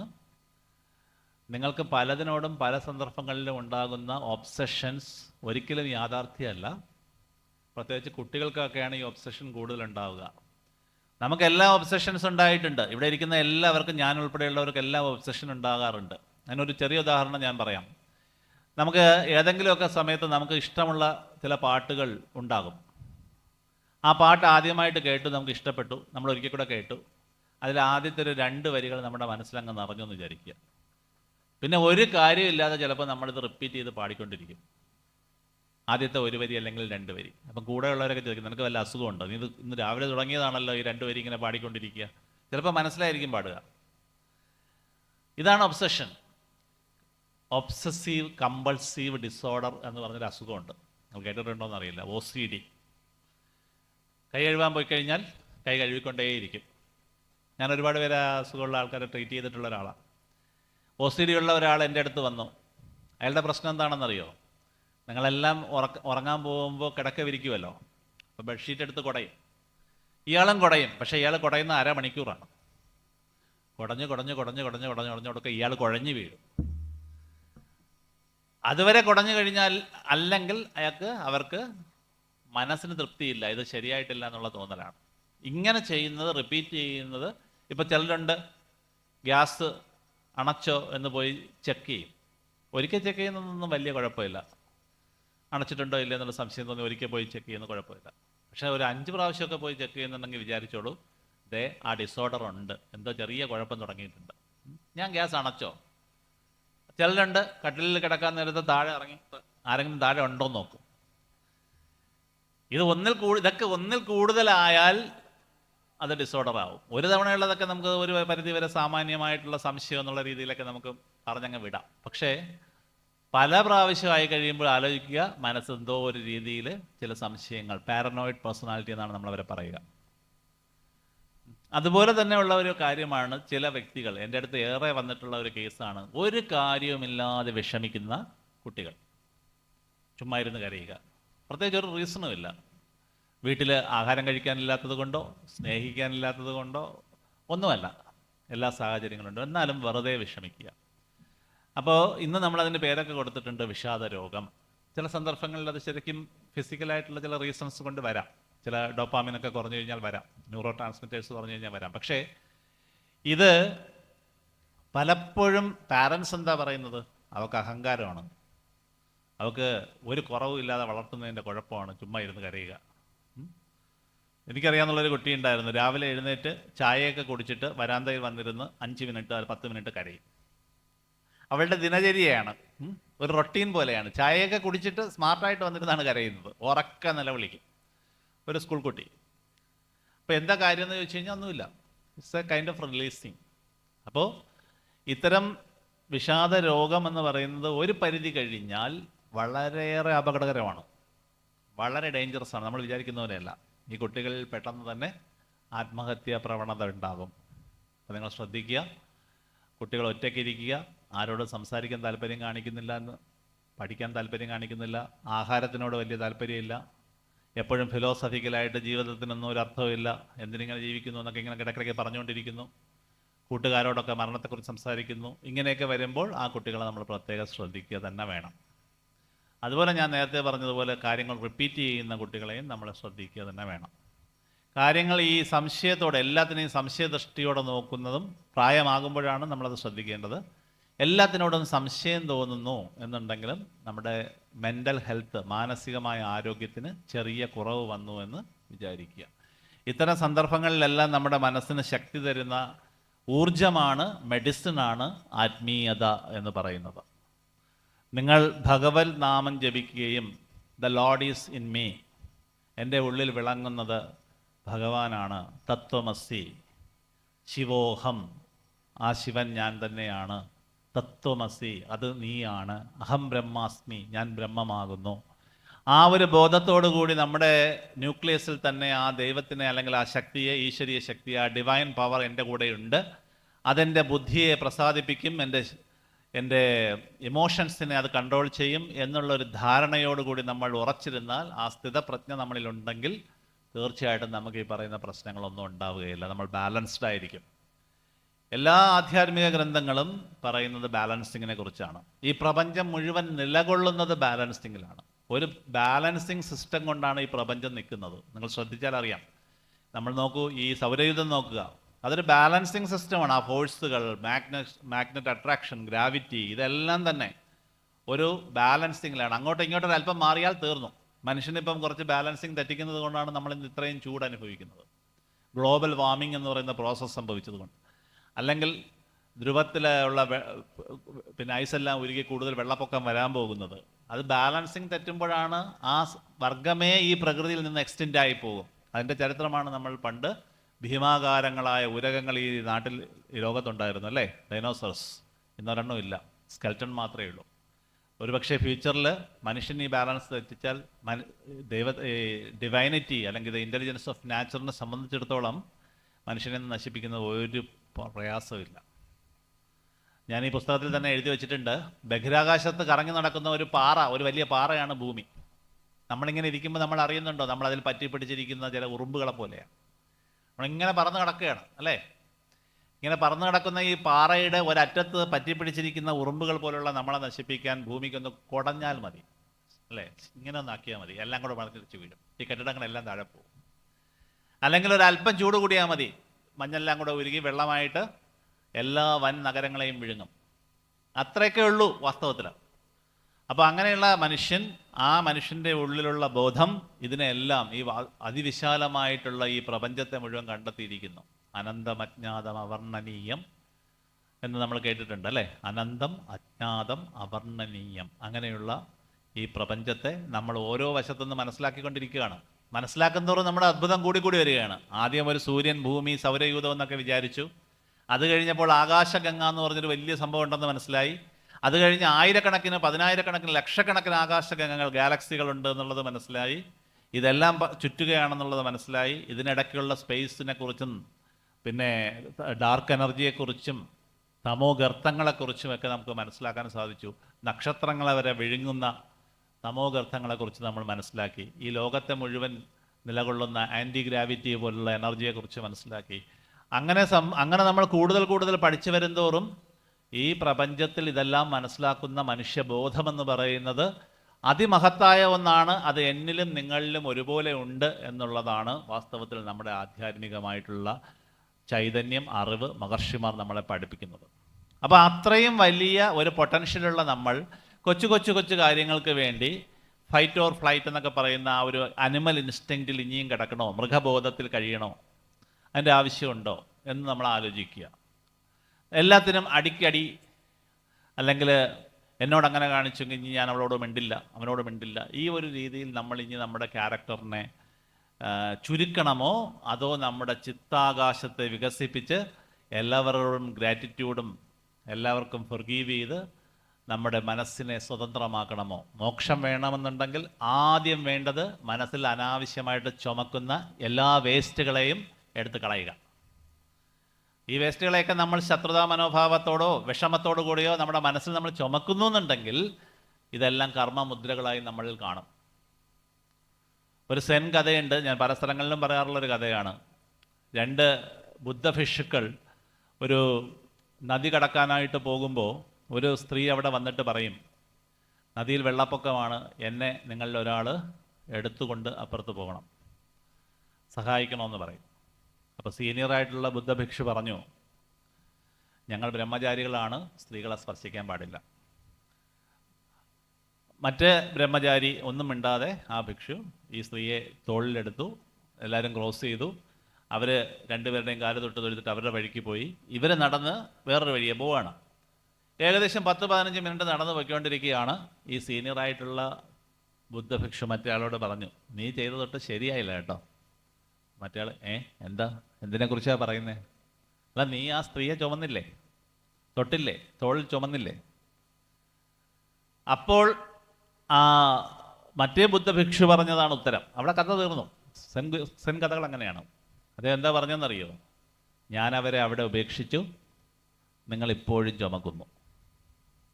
ശരിയല്ലേ? നല്ലൊരു കർമ്മം ചെയ്തു, അതിനെ മനസ്സിലേക്ക് എടുത്തില്ല. തേന തെക്തേന ഭോഞ്ചിത, ഈശാവാസ്യത്തിലെ ആദ്യത്തെ മന്ത്രം.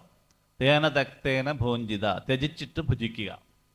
ഈശാവാസ്യം ഇതം സർവം തേന തെക്തേന ഭോഞ്ചിത, ത്യജിച്ച് ഭുജിക്കുക. കർമ്മശാസ്ത്രം മുഴുവൻ തുടങ്ങുന്നത് ആ മന്ത്രത്തിൽ നിന്നാണ്. ഏറ്റവും പ്രാചീനമായ ഉപനിഷത്തുകളിലൊന്നാണ് ഈശാവാസ്യം. അപ്പോൾ ത്യജിച്ചിട്ട് ഭുജിക്കുക എന്ന് പറയുന്ന ആ ഒരു മന്ത്രം, അതാണ് ആ ബുദ്ധഭിക്ഷു ചെയ്തത്. ആ കർമ്മം ചെയ്തു, അവിടെ ഉപേക്ഷിച്ചിട്ട് പോയി. മറ്റേ ആൾ ഇത് തൊട്ടിട്ടില്ലെങ്കിൽ പോലും ഇങ്ങനെ ചുമക്കുകയാണ് ആ സ്ത്രീയെ. എന്നാലും യവൻ ചുമന്നല്ലോ എന്ന് പറഞ്ഞുകൊണ്ട്, അല്ലേ? യഥാർത്ഥത്തിൽ ചുമക്കുന്നത്. ഇതുപോലെ നമ്മൾ മനസ്സിൽ ഒരു ആവശ്യവുമില്ലാതെ പണ്ടുകാലം തൊട്ടേ നടന്ന എന്തെങ്കിലുമൊക്കെ കാര്യങ്ങൾ, അന്നത്തെ നമ്മുടെ ശരീരം നഷ്ടപ്പെട്ടു, അന്ന് നമ്മുടെ ജീവിതത്തിലുണ്ടായിരുന്ന ഒരു സെല്ല് പോലും ഇന്ന് നമ്മുടെ ശരീരത്തിലില്ല. നമ്മുടെ ഹൃദയം മാറി, ലിവർ മാറി, എല്ലാം മാറി. 6-7 വർഷം കഴിയുമ്പോൾ നമ്മുടെ ഓർഗൻസ് എല്ലാം അകത്ത് ട്രാൻസ്ഫർ ചെയ്യും, മാറും. എന്നിട്ട് നമ്മളിപ്പോഴും അതിനെ ആലോചിച്ചുകൊണ്ടിരിക്കുകയാണ്. അതുകൊണ്ട് ഇന്ന് തന്നെ ഇങ്ങനെയൊക്കെ ഉള്ളതിനെല്ലാം, വേസ്റ്റുകളെല്ലാം എടുത്ത് കളയുക. I want freedom. മോക്ഷം എന്ന് പറഞ്ഞു കഴിഞ്ഞാൽ സ്വാതന്ത്ര്യത്തിൻ്റെ ആധ്യാത്മികമായ നാമമാണ് മോക്ഷം. ലിബറേഷൻ എന്ന് പറയുന്നത്. അത് ഈ ശരീരത്തിൽ വെച്ച് തന്നെ നമുക്ക് ലഭിക്കാവുന്നതാണ് ജീവൻ മുക്താവസ്ഥ എന്ന് പറയുന്നത്. ലൈഫ് കോൺഷ്യസ്നെസ്സിൽ നിന്ന് നമുക്ക് ഫ്രീ ആകാൻ കഴിയണമെങ്കിൽ ആദ്യം ചെയ്യേണ്ട കാര്യം ഇത്തരം നെഗറ്റീവായിട്ടുള്ള കാര്യങ്ങളെല്ലാം എടുത്തും കളയുക. രണ്ടാമത് നമ്മളെ പോസിറ്റീവാക്കാൻ, ശുദ്ധീകരിക്കാൻ, നമ്മുടെ ഉള്ളിലെ ക്ഷേത്രത്തെ അടിച്ചു വൃത്തിയാക്കാൻ, ശുദ്ധീകരിക്കാൻ കഴിയുന്ന രണ്ടാമത്തെ കാര്യം എന്താണെന്ന് വെച്ചാൽ, ജനിച്ചത് മുതൽ ഇന്ന് വരെ നമ്മുടെ ജീവിതത്തിൽ വെളിച്ചമായിട്ടും വെള്ളമായിട്ടും ഹെൽപ്പ് ചെയ്ത ആളുകളെല്ലാം നന്ദിയോടെ സ്മരിക്കുക. അത് വളരെ പ്രധാനപ്പെട്ട ഒരു കാര്യമാണ്. നമ്മുടെ ഗുരുക്കന്മാർ, അച്ഛൻ, അമ്മ, ഇങ്ങനെ നമുക്ക് സഹായം തന്ന, നമുക്ക് അറിവ് തന്ന എല്ലാ വ്യക്തികളോടും നന്ദി, ഒരു കൃതജ്ഞത, ആ ഒരു മനസ്സ് നമ്മളിലുണ്ടാവുക. ലൈഫിനോട് നമ്മൾ സാറ്റിസ്ഫൈഡ് ആയാൽ, നമ്മൾ നന്ദിയോടെയാണ് ലൈഫിനെ അപ്രോച്ച് ചെയ്യുകയാണെങ്കിൽ ലൈഫ് തിരിച്ച് അതേ രീതിയിൽ നമ്മളോട് പ്രതികരിക്കും. അതുകൊണ്ട് ഞാൻ ഒരു വളരെ പ്രധാനപ്പെട്ട ഒരു കാര്യം കൂടെ പറയാനുണ്ട്. നിങ്ങൾ പ്രാർത്ഥിക്കുമ്പോൾ ദൈവമേ എൻ്റെ അസുഖം മാറ്റണമേ എന്നല്ല, ദൈവമേ എനിക്ക് സുഖം തരണമേ എന്നേ പ്രാർത്ഥിക്കാവൂ. എൻ്റെ പേടി മാറ്റണമേ എന്നല്ല, എനിക്ക് ധൈര്യം തരണമേ എന്നേ പ്രാർത്ഥിക്കാവൂ. അല്ലെങ്കിൽ എനിക്ക് മറ്റുള്ളവരോട് വെറുപ്പ് തോന്നരുത് എന്നല്ല, പിന്നെയോ എനിക്ക് എല്ലാവരോടും ഇഷ്ടം തോന്നണം, സമഭാവന ഉണ്ടാകണം. പോസിറ്റീവ് വേർഡ്സ് ഉപയോഗിച്ച് മാത്രമേ പ്രാർത്ഥന നടത്താവൂ. കാരണം നമ്മൾ ഈ നെഗറ്റീവ് വേർഡ്സ് ഉപയോഗിക്കുമ്പോൾ അതാണ് നമ്മൾ യൂണിവേഴ്സിന് കൊടുക്കുന്നത്. പ്രപഞ്ചത്തിന് നമ്മൾ എന്ത് കൊടുക്കുമോ, വാട്ട് യു സീക്ക് യു എന്ന് പറയും. നിങ്ങൾ അന്വേഷിക്കുന്നത് നിങ്ങളെയും അന്വേഷിക്കുന്നുണ്ട്. അപ്പോൾ അതുകൊണ്ട് തന്നെ ഒരിക്കലും സ്വയം ശപിക്കരുത്, ഒരിക്കലും സെൽഫ് അണ്ടർ റേറ്റിംഗ് ചെയ്യരുത്, സ്വയം താഴ്ത്തരുത്. നമ്മൾ സെൽഫ് എസ്റ്റീം ചെയ്യുക. അതായത് നമ്മൾ എന്താണോ അതിൽ നമുക്കിപ്പോൾ ഓക്കെ, ഞാൻ സത്യസന്ധനാണെങ്കിൽ അതെനിക്ക് പറയാം, കുഴപ്പമില്ല. അല്ലെങ്കിൽ എനിക്ക് പിന്നെ ഒരു പ്രത്യേക കഴിവ് ഒരു കാര്യത്തിലുണ്ട്, എൻ്റെ മെമ്മറി പവർ അൺയൂഷ്വൽ ആണെങ്കിൽ എനിക്കത് പറയാം, കുഴപ്പമില്ല. അപ്പോൾ നമ്മളിലുള്ള കഴിവുകളെയും കുറവുകളെയും യാഥാർത്ഥ്യബോധത്തോടെ തിരിച്ചറിഞ്ഞ് സൈക്കോളജിക്കലി അത് നമ്മൾ അക്സെപ്റ്റ് ചെയ്യണം. ചില ആളുകൾ അങ്ങനെയല്ല. ചില കുട്ടികളോട് നിങ്ങൾ ചോദിക്കുന്നു, 100 മാർക്കിനുള്ളൊരു എക്സാം എത്ര കിട്ടും? എനിക്കൊരു 40 മാർക്ക് കിട്ടും. അയാൾക്കൊരു 70 മാർക്ക് കിട്ടുമെന്ന് വിചാരിക്കുക.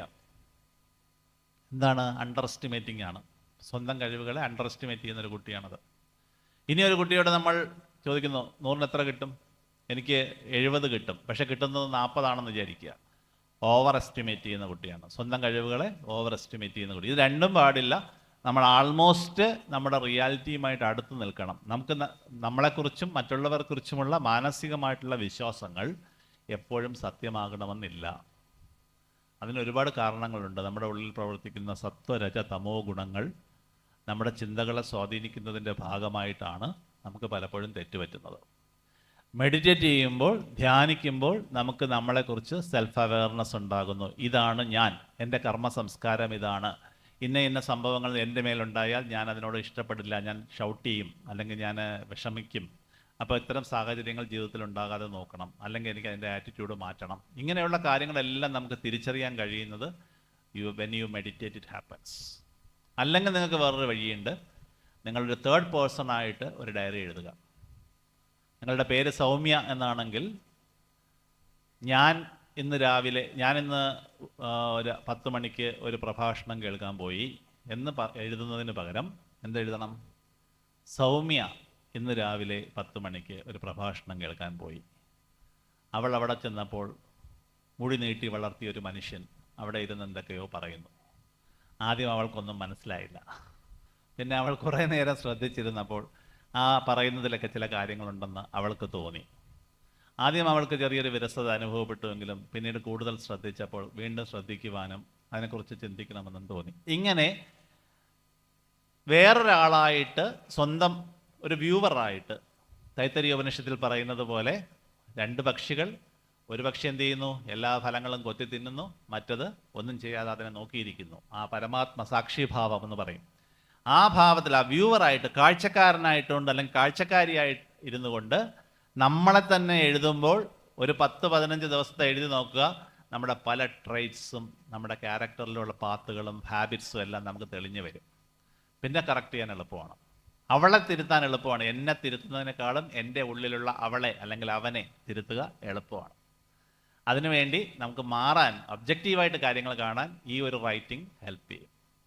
ഇതൊന്നും സാധിച്ചില്ല എന്നുണ്ട്, നിങ്ങൾക്കൊരു വലിയ പ്രോബ്ലം ഉണ്ട്, ക്യാരക്ടർ വൈസ് ചെയ്ത് കുറേ മാറ്റങ്ങൾ ഉണ്ടാകണമെന്നുണ്ടെങ്കിൽ നിങ്ങളെ ഹെൽപ്പ് ചെയ്യാൻ തീർച്ചയായിട്ടും ഞാനും നമ്മുടെ പ്രസ്ഥാനവും ഉണ്ട്. തിരുവനന്തപുരത്താണ്, നിയമമെന്നാണ് സ്ഥലം. വരാം, തങ്ങാം. നവബോധം നവജീവിതം എന്ന് പറഞ്ഞ് 7 ദിവസത്തെ ഒരു പരിശീലന ക്ലാസ് ഉണ്ട്. New awareness new life. അതിലൂടെ നമുക്ക് ചിന്തകളെ മാറ്റിയെടുക്കാം, വാക്കുകളെയും പ്രവൃത്തികളെയും മാറ്റിയെടുക്കുവാൻ സാധിക്കും. അതിൻ്റെ ഒരു കോഴ്സാണ്. അപ്പോൾ ഇത്തരം കാര്യങ്ങളിലൂടെ സ്വന്തമായി പരിഷ്കരിച്ചു കൊണ്ടിരിക്കുക. ഉദ്ധരേത് ഉദ്ധരാത്മാനാം എന്ന് ഭഗവത്ഗീതയിൽ പറയുന്നു അല്ലേ? ഉദ്ധരേത് ഉദ്ധരാത്മാനാം. അങ്ങനെ ആത്മാവിനെ പരിഷ്കരിച്ചു കൊണ്ടിരിക്കുന്നതാണ് ജീവിതം. അല്ലാതെ സ്റ്റാഗ്നേഷൻ സംഭവിച്ച് നിശ്ചലമായിട്ട് തീർന്നു, ഇന്നിങ്ങനെ അങ്ങ് മതി എന്ന് ഒരിക്കലും വിചാരിക്കരുത്. അവിടെ ലൈഫ് തീർന്നു. അത് ഈഗോ ബ്ലോക്കാണ്, അഹംബോധം കൊണ്ട് നമ്മൾ ബ്ലോക്ക് ചെയ്യുന്നതാണ്. ഏതൊരു പ്രായത്തിലും ഒരു വ്യക്തിക്ക് ആത്മീയമായിട്ട് വളർന്നുകൊണ്ടേയിരിക്കാൻ സാധിക്കും. അവൻ്റെ സദ്വികാരങ്ങളെ ഇംപ്രൂവ് ചെയ്യുവാനും ദുഷ്വികാരങ്ങളെ ഇല്ലാതാക്കുവാനും ബാലൻസ്ഡ് ആയിട്ടിരുന്നു കൊണ്ട് സന്തോഷത്തെ ആനന്ദമായിട്ട് പരിണമിപ്പിച്ച് പുറമേയുള്ള കാരണങ്ങളാൽ സന്തോഷമോ ദുഃഖമോ ഒന്നും നമുക്ക് വേണ്ട. പുറമേയുള്ള കാരണങ്ങളൊന്നും വേണ്ട. നമ്മൾ രാവിലെ എഴുന്നേൽക്കുമ്പോഴേ ഹാപ്പിയാണ്. വൈ? പ്രത്യേകിച്ച് റീസണൊന്നുമില്ല. അതിനെയാണ് ആനന്ദം എന്ന് പറയുന്നത്. വാസ്തവത്തിൽ നിങ്ങൾ ആനന്ദമാണ് എന്നാണ് തൈത്തരീയ ഉപനിഷത്ത് പറഞ്ഞു തരുന്നത്. നിങ്ങൾ ആനന്ദമാണ്. അൾട്ടിമേറ്റ്ലി യു ആർ ആനന്ദ. തൈത്തരീയ ഉപനിഷത്തിലെ ആനന്ദവല്ലി എന്ന് പറയുന്ന ഭാഗം വായിച്ചു നോക്കിയാൽ നിങ്ങൾക്കത് മനസ്സിലാവും. എന്താണ് നിങ്ങളുടെ സന്തോഷവും ആനന്ദവും തമ്മിലുള്ള വ്യത്യാസം? ഞാൻ പറയുന്നു, ഒരാളെ ഞാൻ വിളിച്ചിട്ട് ഞാൻ പറയുന്നു, നിങ്ങളാണ് ഇതിൽ ഏറ്റവും കൂടുതൽ ശ്രദ്ധിച്ചുകൊണ്ടിരുന്നത്, ഈ പുസ്തകം നിങ്ങൾക്ക് ഇരിക്കട്ടെ. നിങ്ങളുടെ മനസ്സിലൊരു സന്തോഷം തീർച്ചയായിട്ടും തോന്നും അല്ലേ? തോന്നില്ല എന്ന് പറയാൻ പറ്റില്ല. ഞാനായാലും സന്തോഷിക്കും, ആരായാലും സന്തോഷിക്കും. ഇത്രയും പേരിൽ നിന്ന് എനിക്ക് മാത്രം അങ്ങനൊരു ഒരു തിരിച്ചറിയൽ ഉണ്ടായല്ലോ. ആ ഗിഫ്റ്റ് നമ്മൾ വളരെ സന്തോഷത്തോടെ സൂക്ഷിക്കും. അപ്പോഴാണ് ഞാൻ വിളിച്ചിട്ട് ഒന്ന് തിരിച്ചു വരാമോ, നിങ്ങളൊന്ന് തിരിച്ചു വരാമോ, നിങ്ങളെക്കാളും ശ്രദ്ധയോടെ ഇരുന്ന മറ്റൊരാളുണ്ട് കേട്ടോ എന്ന് പറഞ്ഞ് ഞാൻ ഈ ബുക്ക് എടുത്ത് വേറൊരാൾക്ക് കൊടുത്താലോ? ഇതാണ് വ്യത്യാസം എന്ന് പറയുന്നത്. അപ്പോൾ ഒരിടത്ത് നമ്മൾ ശ്രദ്ധിക്കുക, മറ്റൊരിടത്ത് നമ്മൾ മനസ്സിന് വന്ന മാറ്റം ശ്രദ്ധിക്കുക. അവിടെ കിട്ടിയപ്പോൾ നമുക്ക് സന്തോഷമുണ്ടായി, അത് പോയപ്പോൾ നമുക്ക് വിഷമം ഉണ്ടായി. അപ്പോൾ കിട്ടുമ്പോൾ സന്തോഷിക്കുമെങ്കിൽ പോകുമ്പോൾ ദുഃഖിക്കും, സംശയമൊന്നുമില്ല. ഇത് രണ്ടുമില്ലാതെ നമ്മുടെ ഉള്ളിൽ ബേസിക് ആയിട്ടൊരു ഹാപ്പിനെസ് ഉണ്ടെന്ന് വിചാരിക്കുക. ഉണരുമ്പോൾ തന്നെ ആ ഹാപ്പിനെസ്സിനെയാണ് നമ്മൾ എന്ത് പറയുന്നത്? ഉപാധികളില്ലാത്ത ആനന്ദം.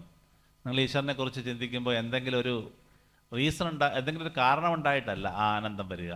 ഭഗവാൻ എനിക്ക് എന്തെങ്കിലുമൊക്കെ തന്നു കളയും എന്ന് വിചാരിച്ചിട്ടൊന്നുമല്ല അല്ലേ? ജസ്റ്റ് അങ്ങനെ ഇവിടെ ഒരാളിപ്പോൾ നേരത്തെ ഈശ്വരനെ കുറിച്ച് ചിന്തിച്ചപ്പോൾ കണ്ണ് നിറഞ്ഞു, ആനന്ദാശ്രം ഉണ്ടായി. സ്വാമി വിവേകാനന്ദൻ വലിയ ജ്ഞാനയോഗിയായിരുന്നു. അദ്ദേഹം ഒരു ദിവസം ഒരിടത്തിരുന്ന് കരയുന്നത് കണ്ടു. ഒരാൾ ചോദിച്ചു, അങ്ങേ പോലൊരു ജ്ഞാനയോഗി, ഇത്രയും ബോൾഡായിട്ടുള്ള ഒരാൾ എന്തിനായിരുന്നു കരയുന്നതെന്ന് ചോദിച്ചപ്പോൾ വിവേകാനന്ദൻ എന്താ പറഞ്ഞെന്നറിയോ? ഭഗവാനിൽ നിന്നും വരുന്ന അനവധ്യമായിട്ടുള്ള അനന്തമായിട്ടുള്ള കാരുണ്യത്തെക്കുറിച്ച് ചിന്തിക്കുമ്പോൾ, അതനുഭവിക്കുമ്പോൾ അറിയാതെ ആനന്ദാശ്രുക്കൾ പൊഴിക്കുന്നതാണെന്നാണ്. അപ്പോൾ അതിൻ്റെ അർത്ഥം എന്താണ്? ഏതൊരു ജ്ഞാനയോഗിയും ഏതൊരു ശിലാഹൃദയവും ഭക്തിയാൽ ഉരുകും, ആനന്ദം അനുഭവിക്കും. അപ്പോൾ മനുഷ്യൻ്റെ മനസ്സെന്ന് പറയുന്നത് ജ്ഞാനം മാത്രമല്ല, ഭക്തിയും ഉണ്ടാകേണ്ടത് തന്നെയാണ്. അപ്പോൾ അതിന് നമ്മുടെ എമോഷൻസിനെ വിമലീകരിക്കുവാൻ അത് സഹായിക്കും. അപ്പോൾ ഇത്രയുമാണ് ഇന്നത്തെ നമ്മുടെ പ്രഭാഷണം. നിങ്ങളെല്ലാം ഇത് ശ്രദ്ധിച്ചിരുന്നു. ഇങ്ങനെ ഒരു സ്ഥലത്ത്, വാസ്തവത്തിൽ ഞാൻ ആദ്യമായിട്ടാണ് ഇങ്ങനെ സ്ഥലത്തെക്കുറിച്ച് കേൾക്കുന്നത് തന്നെ. തിരുവല്ലത്ത് 2 ആഴ്ച മുമ്പ് ഒരു ഭാഗവത സത്രത്തിൽ ഒരു പ്രഭാഷണം, ഒരു സത്സംഗം ചെയ്യാനായിട്ട് വന്നപ്പോഴാണ് കണക്റ്റഡായിട്ട് ഇവിടെ എത്താൻ സാധിച്ചത്. ഈ മനോഹരമായ ഒരു സൈലൻ്റായിട്ടുള്ള മനോഹരമായ ഒരു പശ്ചാത്തലവും അതുപോലെ തന്നെ അവിടെ ശ്രദ്ധയോടുകൂടി ഇരിക്കുന്ന കുറേ ആൾക്കാരെയും ഒക്കെ കാണാൻ സാധിച്ചതിൽ, ഞങ്ങളോടൊപ്പം ടൈം സ്പെൻഡ് ചെയ്യാൻ സാധിച്ചതിലൊക്കെ വളരെ സന്തോഷമുണ്ട്. വീണ്ടും ഇതുപോലുള്ള ഒരവസരത്തിൽ കാണാം. നമസ്തേ.